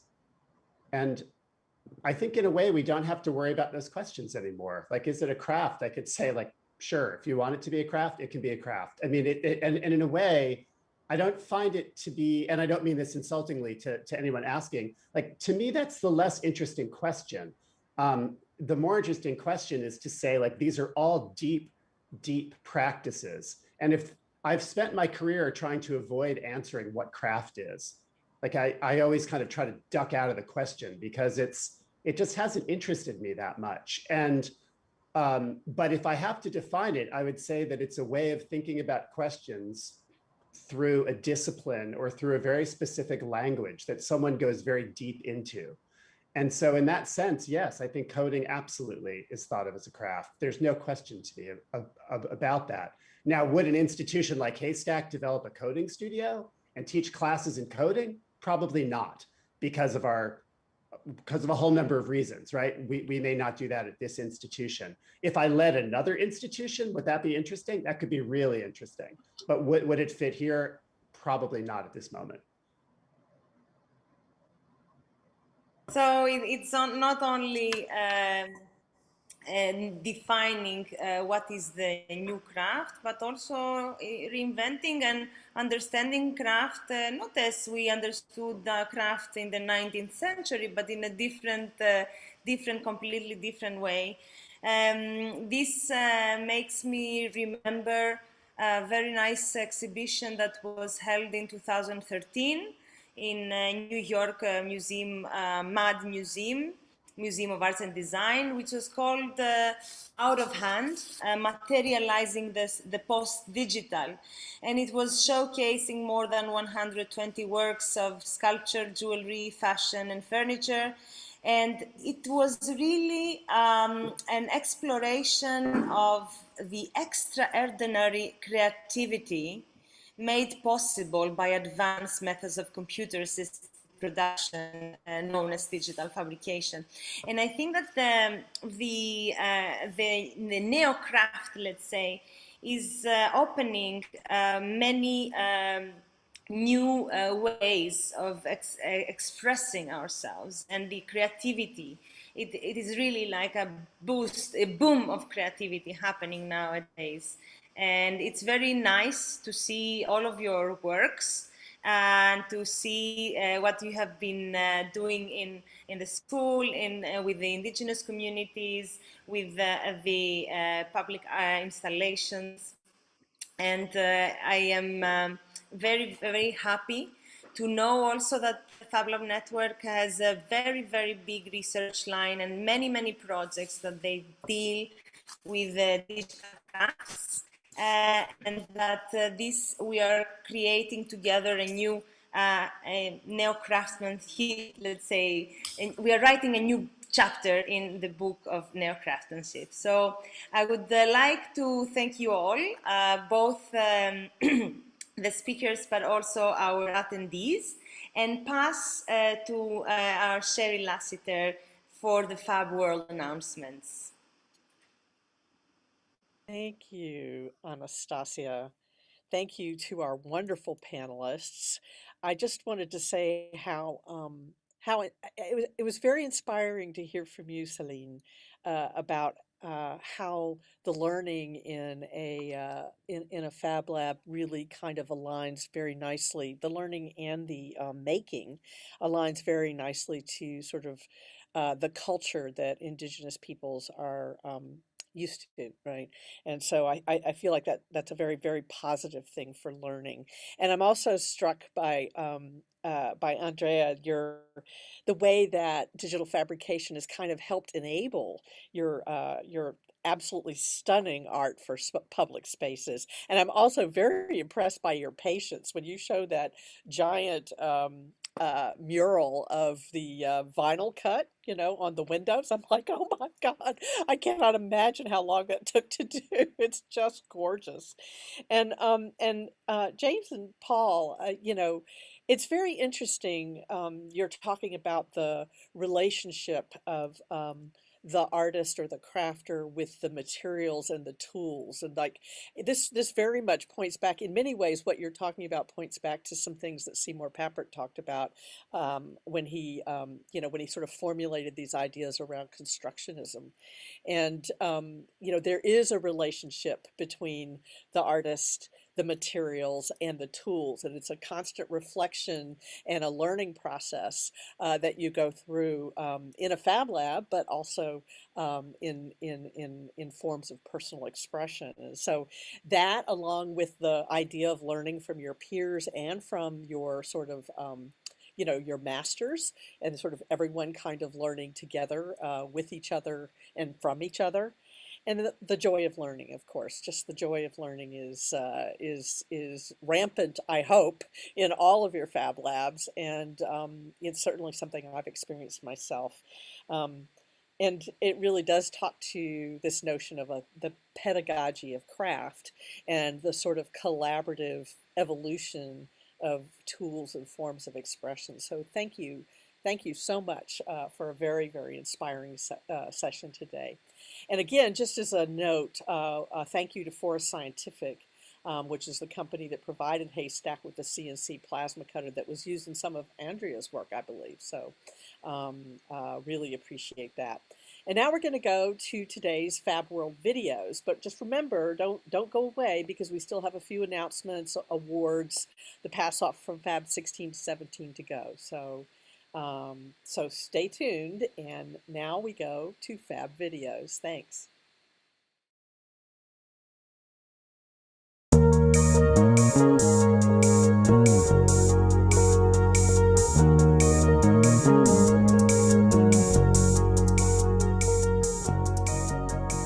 We're very excited about and impressed by Communautique. It's an organization that really is about bringing technological literacy into communities that just don't have it. And so in many ways that this organization shares our values. This is wonderful. Look at this. Tout le monde devrait avoir accès à la technologie. Speaks to my heart. That's so great. It's interesting, the Fab Lab network here grew kind of slowly, and we weren't quite aware of it. And then this team, the Echo Lab and Monique, came on the scene, and we started to become very aware. It was just amazing, the momentum that this network has built. And now there are like 35 labs just in Montreal alone, right? And across the province, right? And across the country, it's like 52 labs. So once a year, the Fab Lab network comes together somewhere in the world where there is a thriving network of labs that are having impact in their community.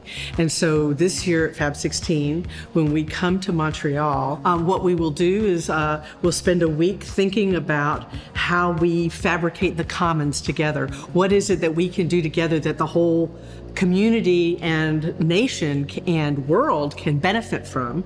And then we kind of build up to the Fab City Summit. So this is about how a city becomes sustainable, and importing data and exporting data and everything else happens locally. So how do you do that really? And that's where the public-private partnerships that we're seeing here become very important. And then a demonstration over the weekend and then beyond of the Fab City concept and of demonstrations of how digital fabrication can be effective in your life, right? And so just being able to see, aquaponics or permaculture or mobility or new kinds of, wearables, et cetera, those kinds of projects, especially if they're sustainable, those are the kinds of projects that are going to change our lives. And so being able to see them here over many weeks is going to be very interesting.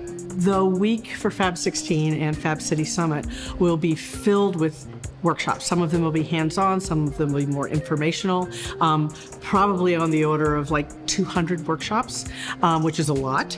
But they'll be around different themes and ideas that keep reoccurring in the network. So one of them might be, one track might be around, or will be around artificial intelligence. There might be a theme around women makers. There'll be a theme around innovations in the new textile industry, right? Wearables and things that are recyclable and made of, responsible materials, greener materials. And so, we'll hit many themes. Some of them will be more sort of research-oriented, but there'll be a lot of also really hands-on things that you do. So there'll be people learning how to, make biological materials, make their own materials, and there'll be people learning, how to use a 5-axis machine, right? So it goes from the very technical to the very conceptual, but I think there's something for everyone, and it's really, really fun to come because, and education. Education's huge in this. So all the world sharing how they are trying to teach the next generation. It's just a lot of fun. It's basically a lot of fun, and you learn so much.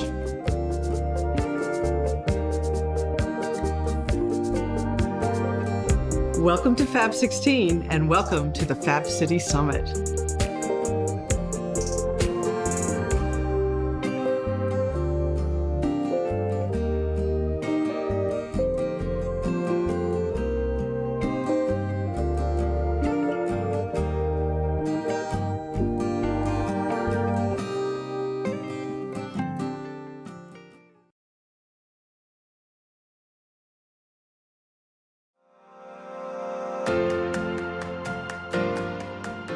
SysCode, Society, Innovation and Science Through Co-Design, syscodeproject.eu, is a 3-year EU-funded project within the Horizon 2020 program with 17 cross-sector partners.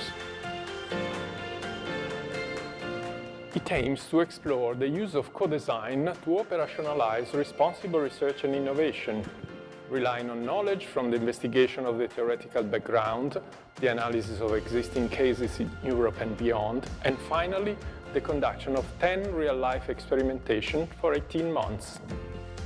These pilots were implemented by different co-creation labs all across Europe, run by consortium members from the 3 supporting networks: Living Labs, Fab Labs, and science centers and museums. They have tackled specific local challenges to pressing social, economic, and environmental issues, developing solutions with citizens and other stakeholders engaged in an interactive co-creation process with the aim to also influence policies and innovate the policy-making process. All labs planned, conducted, and reflected on high-impact experiments in their respective contexts. Co-creation has been interpreted and tested as a means to combine co-design and the participatory ideation of new solutions with co-production, actually implementing those solutions in an iterative process involving local stakeholders and partners. Inspiring, tangible, and locally designed solutions and related policy were developed with the goal of integrating society in innovation and science. Not only citizen and end user, but a wide variety of public, private, and first sector actors from different disciplines contribute to the creation of a solution satisfying the need of all stakeholders while influencing current and future policies. Despite the local focus and the particularity of each context, that does not allow the application of a one-size-fits-all process. All challenges are transversal and relevant on a wider scale, with a strong potential for replication and scaling, and with a focus on creating long-term impact. They reflect on opportunity for the future, taking into account the cultural, institutional, and regulatory particularities, as well as the experience, knowledge acquired through the experimentation, to imagine what they could become in the future, considering the expansion or the replication in different contexts, describing a future scenario.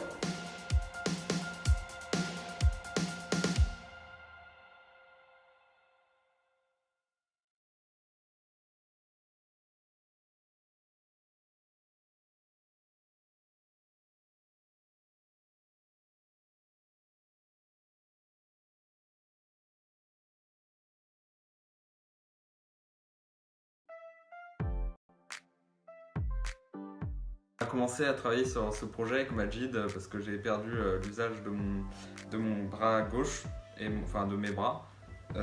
Et du coup on s'est dit qu'on allait trouver une solution pour que je puisse manger tout seul et voilà. Au début on a commencé à travailler sur un exosquelette qui finalement marchait pas très bien, qui était pas du tout confortable et même très moche. Et là on a commencé à travailler sur un nouvel exosquelette qui fonctionne avec des élastiques, mais le problème c'est que ça fonctionne bien pour les personnes qui ont encore pas mal de force dans le bras, mais du coup pour moi ça fonctionne pas bien. Et du coup ce qu'on va essayer de faire c'est un nouvel exosquelette qui fonctionne avec des moteurs et des élastiques pour que ça m'aide mieux à soulever mon bras. Ce que j'aime beaucoup dans ce projet c'est qu'on travaille à plusieurs sur un projet commun. On travaille en équipe et c'est vraiment bien. Moi, ça m'a vraiment appris à communiquer avec les autres, à apprendre à travailler en équipe.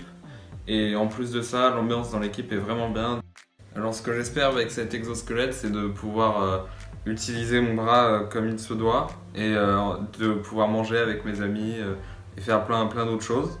Et mon rêve le plus fou, ce serait de lancer des rayons laser avec.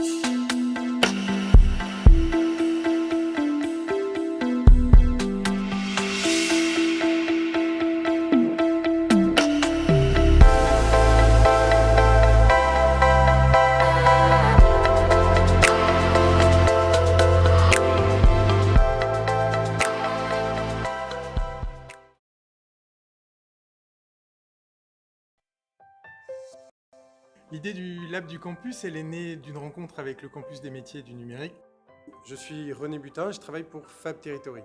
Je suis Xavier Chenet, je suis le directeur opérationnel du campus des métiers et des qualifications du numérique à Valence. À l'échelle du campus Briffaut, aujourd'hui c'est vraiment des établissements qui sont isolés et pourtant il y aurait de belles rencontres à organiser. Il y a un parc machine incroyable, on a de quoi construire une fusée sur ce campus, mais les gens ne se connaissent pas forcément ou ils se connaissent un par un. Le lab du campus, c'est d'abord un décloisonnement de tous les instituts, les écoles, les lycées qui existent là autour de nous dans le campus Briffaut. Demain, l'idée, c'est vraiment, une fois qu'on l'a dessiné en 3D, qu'on l'a imaginé à plusieurs, de passer à la phase de fabrication, de rendre la chose concrète, de pouvoir montrer son projet. C'est un projet d'ouverture pour les jeunes, pour qu'ils puissent se projeter vers l'avenir. L'idée, c'est que les jeunes, les apprenants et aussi les formateurs et enseignants imaginent, fabriquent et partagent du coup ces projets pour le plus grand nombre. Bonjour, je suis Mélanie Abel, je m'occupe de la coordination du lab du campus. C'est un espace pour fabriquer ces projets en numérique, quelle que soit la branche du numérique qui soit concernée. Ça peut être de la communication digitale, du design, du code de la programmation, du travail sur du hardware ou des systèmes réseau. On propose ici à tous ceux qui veulent de venir amener leurs projets pour que nous puissions les accompagner dans leur développement. On accompagnera tous ceux qui viennent avec leurs idées en travaillant au maximum sur la collaboration, et en comptant sur les ressources des machines qu'on retrouve sur l'ensemble du campus, que ce soit à l'ESISAR, au lycée ou à l'IUT. Et on sait que c'est parce que un étudiant va rencontrer le bon écosystème que son projet va aboutir.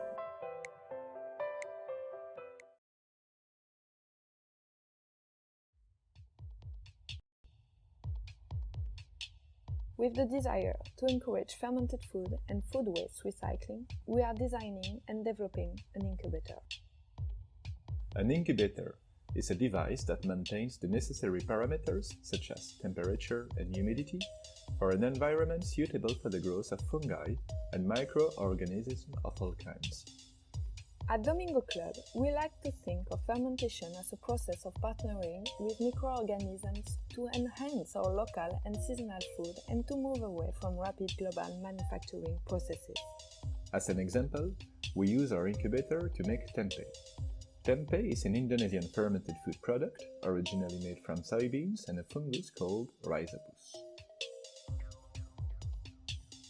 During the fermentation process, the spores of the fungus develop, and its mycelium grows around the soybeans, breaking down their molecules.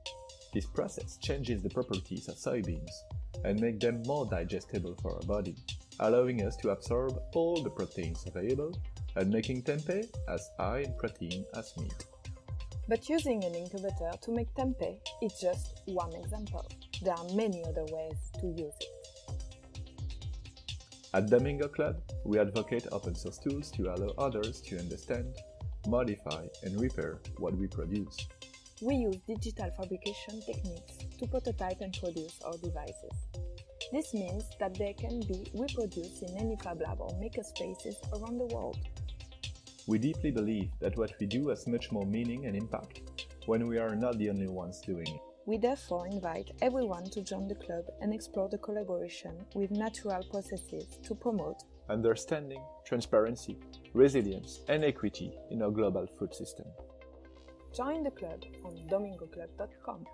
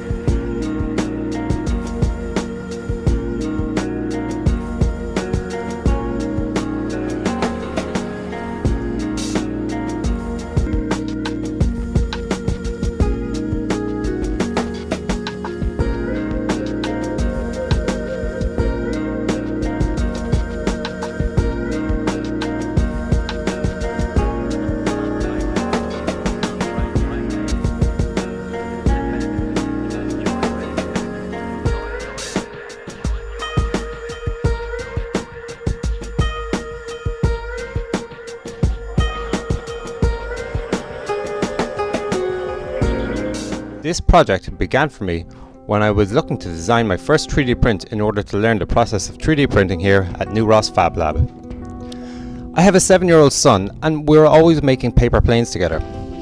It's such a fun, simple shape. This got me thinking about paper planes as a form of childhood engineering.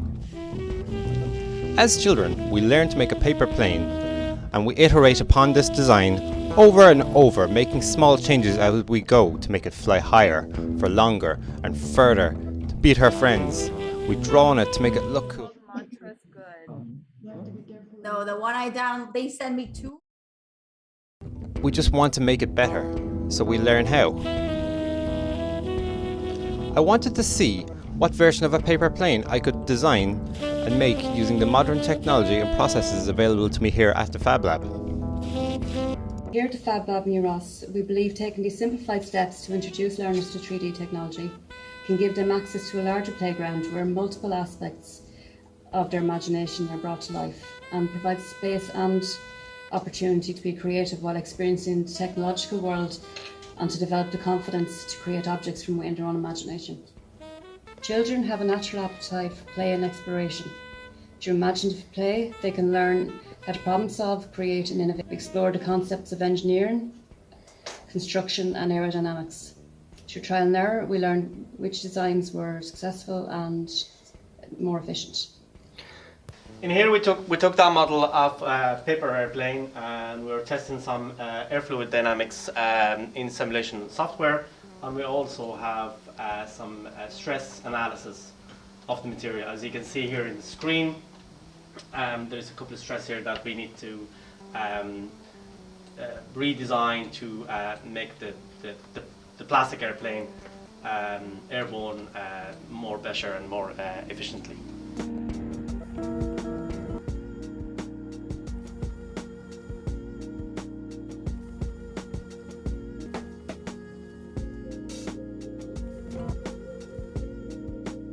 So which one do you prefer, Sean? The red one. It's made of plastic. Because it can do. It isn't because it can do more flight. It's because it can do more tricks and turns in the air.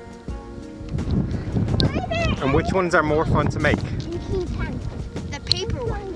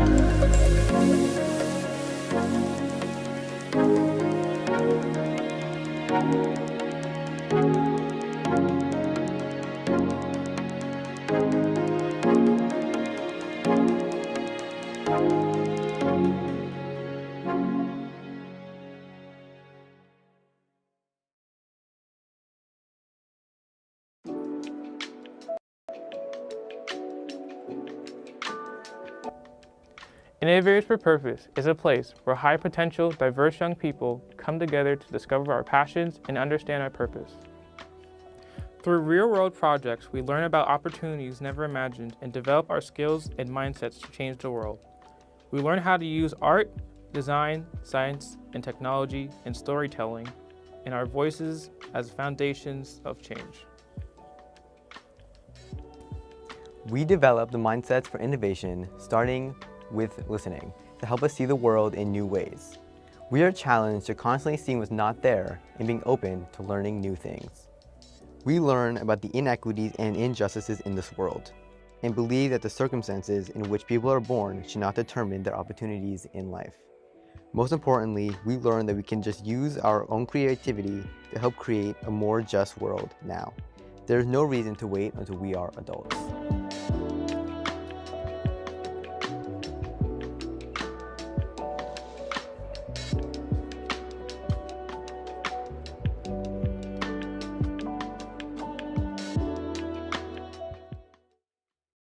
In school, we learned that 1 + 1 = 2, but at Innovators for Purpose, we proved that through collaboration, we can create something greater than the sum of our parts. Each day, we had dedicated time to get away from the screens and take time to understand the collaboration process so that we could become better innovators. One of our projects during this time was to create a pattern to work together with the design of one of our ongoing projects, the Genius Project. Starting with the background and a collection of circles, we had to work together to create an interesting pattern. Then we observed and talked with the other groups to see how our designs related to each other. And finally, we made adaptations to make the overall design more cohesive. In the book 2 Beats Ahead by Panos A. Panay and Michael Hendricks, the authors say, "A great collaboration is about trusting one another, so creating a whole that is greater than the sum of its parts." In IFP, we live that every day.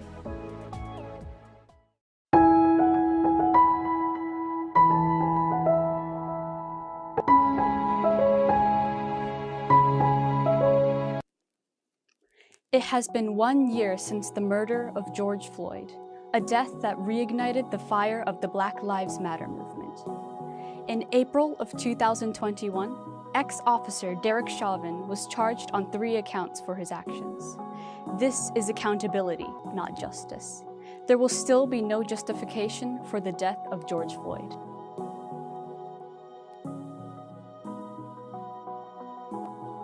The publicity gained from an iPhone capturing the grim 9 minutes and 29 seconds of the incident sparked momentum in the fight for police reform. This should not be. Demonstrations and campaigns across the world have helped to highlight the significance of having an impartial justice system in which race does determine your access to a constitutional right.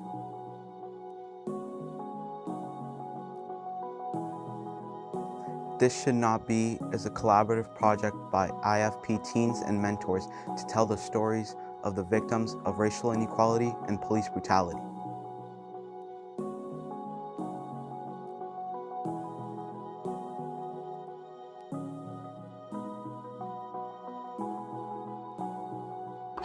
No peace! No justice! No peace! No justice! No peace! No justice! No peace! The goal of This Should Not Be is not just to bring awareness to these issues, but to inspire others and ourselves to make change. More than ever, we need to strive for policy change to prevent these situations from ever happening again. It's through this that we can be on the path to justice once and for all. Rest in power, George Floyd.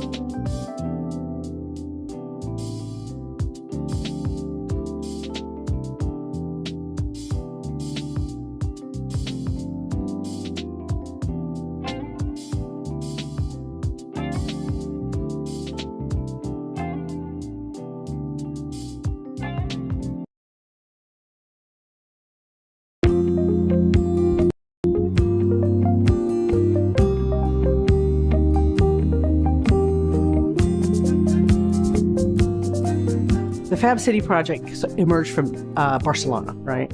And the mayor there basically made a commitment, a 40-year commitment to a fully sustainable city. Fab City es una iniciativa global que está tratando de cambiar la forma en que las ciudades consumen y producen todo lo que necesitan. In the last 5 years, we have 35 cities or so, maybe 40 cities that have signed on to really make a commitment to making a sustainable city. That's the kind of social change and economic change that we really want to support. Fab City came out of a desire on the part of many people in the network that were interested in sustainability. And so there's a really interesting feedback loop between Fab City and what it wants to accomplish and how the Fab Lab network wants to participate, right? And it's a very kind of nice, virtuous feedback loop, because the more traction and research we start to do in the Fab City project, the more Fab Labs want to participate and want to become a part of that. And so it helps the movement. It both helps Fab Labs achieve this some of their altruistic goals, but it also helps the project, the Fab City project, really make progress. The more people that participate, the more labs that participate. So it's very, very nice relationship. It's not one and it's not the other. They kind of come together and kind of feed each other in this nice cycle. This summer, it's really nice because we can bring together Fab City Summit with Fab Lab Network meeting. And it makes a lot of sense because what we're working on and what we as a community are interested in right now is sustainability. We're interested in the Sustainable Development Goals, and we're starting to align around them. And so it's beautiful natural progression that this year, the culmination of all of our thought process and work during the week and the event will end with this, okay, now how do we make a sustainable city and therefore a sustainable world?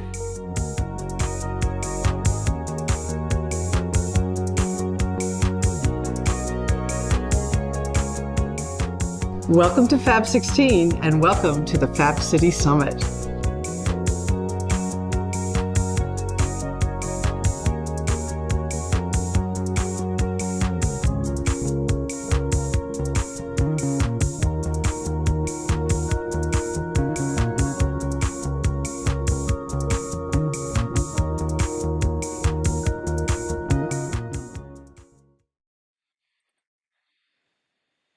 And thank you so much for those Fab World videos. I'd especially like to shout out to IFP here at the Hive, who contributed that wonderful video made by youth. So we have just a couple of more final notes for the day. First, the Fab Care Award Challenge. So this was sponsored, if you remember, earlier in the week by Makapedics, by the Makapedics Research Project and the Matrix G GmbH and Fab Lab Camp Linford. And it had the goal of developing a dynamic hand orthosis for assistance in different kinds of activities and applications. The challenge was worked on over 4 days, during which the participants explored the problem and the ideas, and they developed the prototype, and today we're going to see the results. So this group, the Fab Lab Kerala group, worked on a solution for shoulder support in the field of machine-computer interaction. They designed a shoulder arm support based on sensor signals for the upper arm. And so that was a wonderful solution. And then the Fab Lab Vigyan Ashram group worked on challenges of farming. So they designed a frame to support farm workers when they're having to raise their arms for long periods of time. And it helps to prevent injuries to joints and tendons and muscles. So they developed 2 prototypes that were designed to support both the arms and reduce the load on their shoulders. So, and the winner is Fab Lab Vigyan Ashram with Bahubali for the exoskeleton for laborers and farmers who are working in the field. So congratulations, Vigyan Ashram. And congratulations to all the participating groups who worked very hard through the week. They did a lot of rapid prototyping, and they experienced some motivation and empathy with the end users. So thank you so much. Thank you, FabCare, and your sponsors for offering this challenge this week. So as a reminder, we've had some great workshops this week, and whether they were hands-on or hands-off, but there are more today. So don't forget, starting at about 1:30, we have all of the sort of talk and or theoretical workshops, as well as the hands-on workshops. So don't forget, we've got lots going on this afternoon. And tomorrow we have, tonight we have the tonight we have the party at 5 p.m., which will be both in person and live in Montreal at Les Pacemakers. And so and they'll have poutine, workshop tours, community meetings, etc. So you'll find the link on live.fablabs.io. And just a note of thank you. We want one more time to thank our distributed hubs from Europe, from the United States. Where's the next one? From the United States. Oh, South America. God, yes, that's incredible, all of you, as well as North America, Africa, and Asia. Thank you for making this possible. The local hubs from around the world, as well as our community partners and graduation hubs.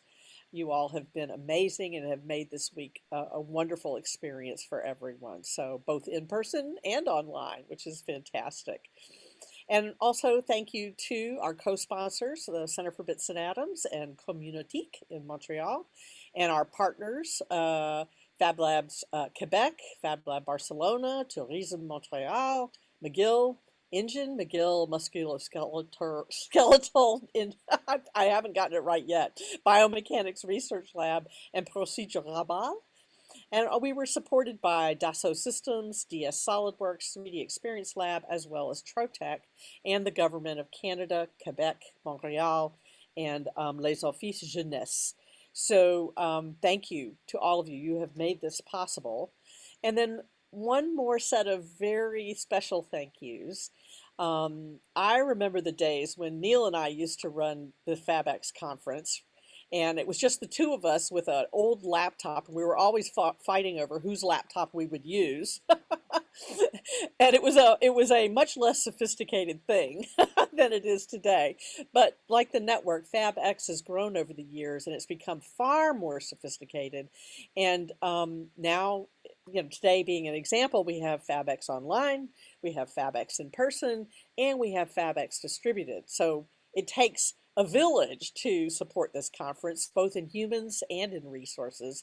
And I want to thank the people behind the scenes who've been working 24/7 to make this week possible. So from across the world, we have our wonderful staff, volunteers, and partners, all of whom I cannot name here, but just especially calling out Luciana, Norella, Rebecca, Fran, Anastasia, Christian. All of you have done just such an amazing, amazing job on this conference. And from Montreal, we have another equally amazing team, from Anna to Annie to Anique to Guillaume to Marc-Olivier to Monique, my partner in crime there, and Raquel, and everyone there. Thank you for the incredible job you have done this week. And now it is that bittersweet moment when we want to pass off between FAB16 and FAB17. So we will be going now from Montreal to Thimphu, Bhutan. Monique, I think you have a video that you'd like to show. Yes, may I say some words to Karma? Hello. Hello. Hello, Karma. It's nice to meet your team. We are very pleased we are very pleased to offer you our legacy of the organization of your FAB17 event next year. This incredible adventure has been going on for several years for us, and we hope to continue it with you next year. Here are our mantras for you with a touch of humor. Let's watch the short video we have prepared for the occasion.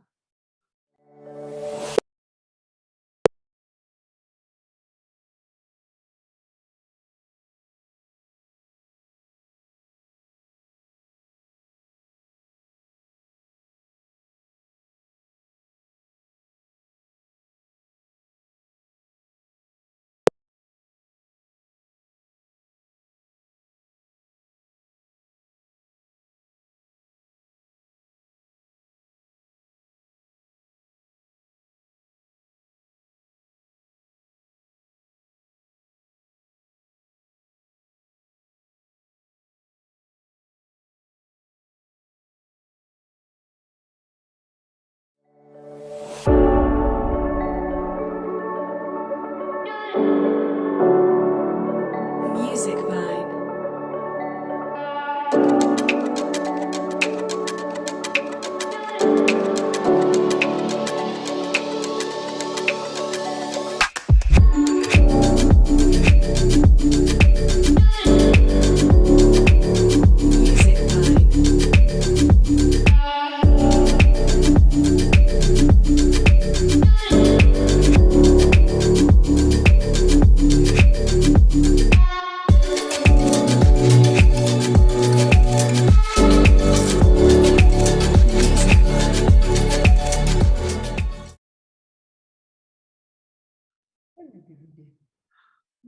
Wow.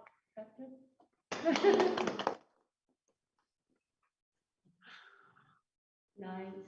And now we're gonna pass you the object that we share with you this week. So are you ready for the passation? So let's go for it. Okay for you, everyone? Oh, okay.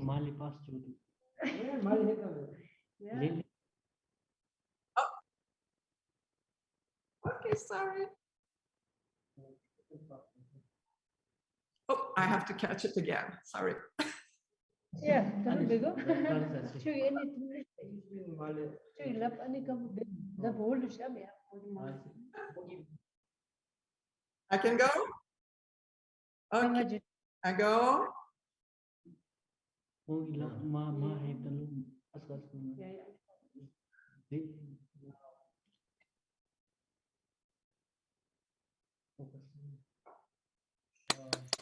Hooray! It's beautiful. Welcome to Bhutan. We're all hoping to see you here, and I hope FAB16 is going very well, and we all hope to see you next year here. Thank you.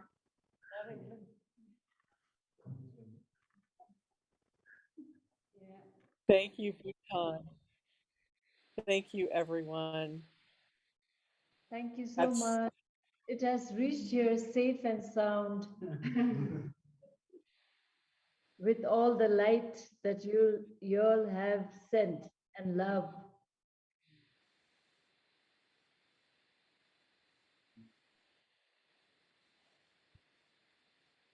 And on that beautiful note, I think we will wrap it up for the day. Please join us for the workshops this afternoon and tomorrow morning and the weekend for Fab City. Thank you so much. We're looking forward to seeing you in person in Bhutan next year. Yes. Bye-bye. Looking forward. Thank you all so much. Bye-bye.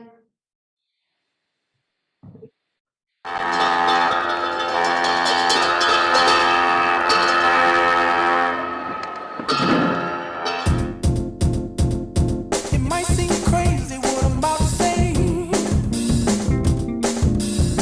Sunshine, she's here. You can take a break. I'm a hot air balloon that could go to space with the air like I don't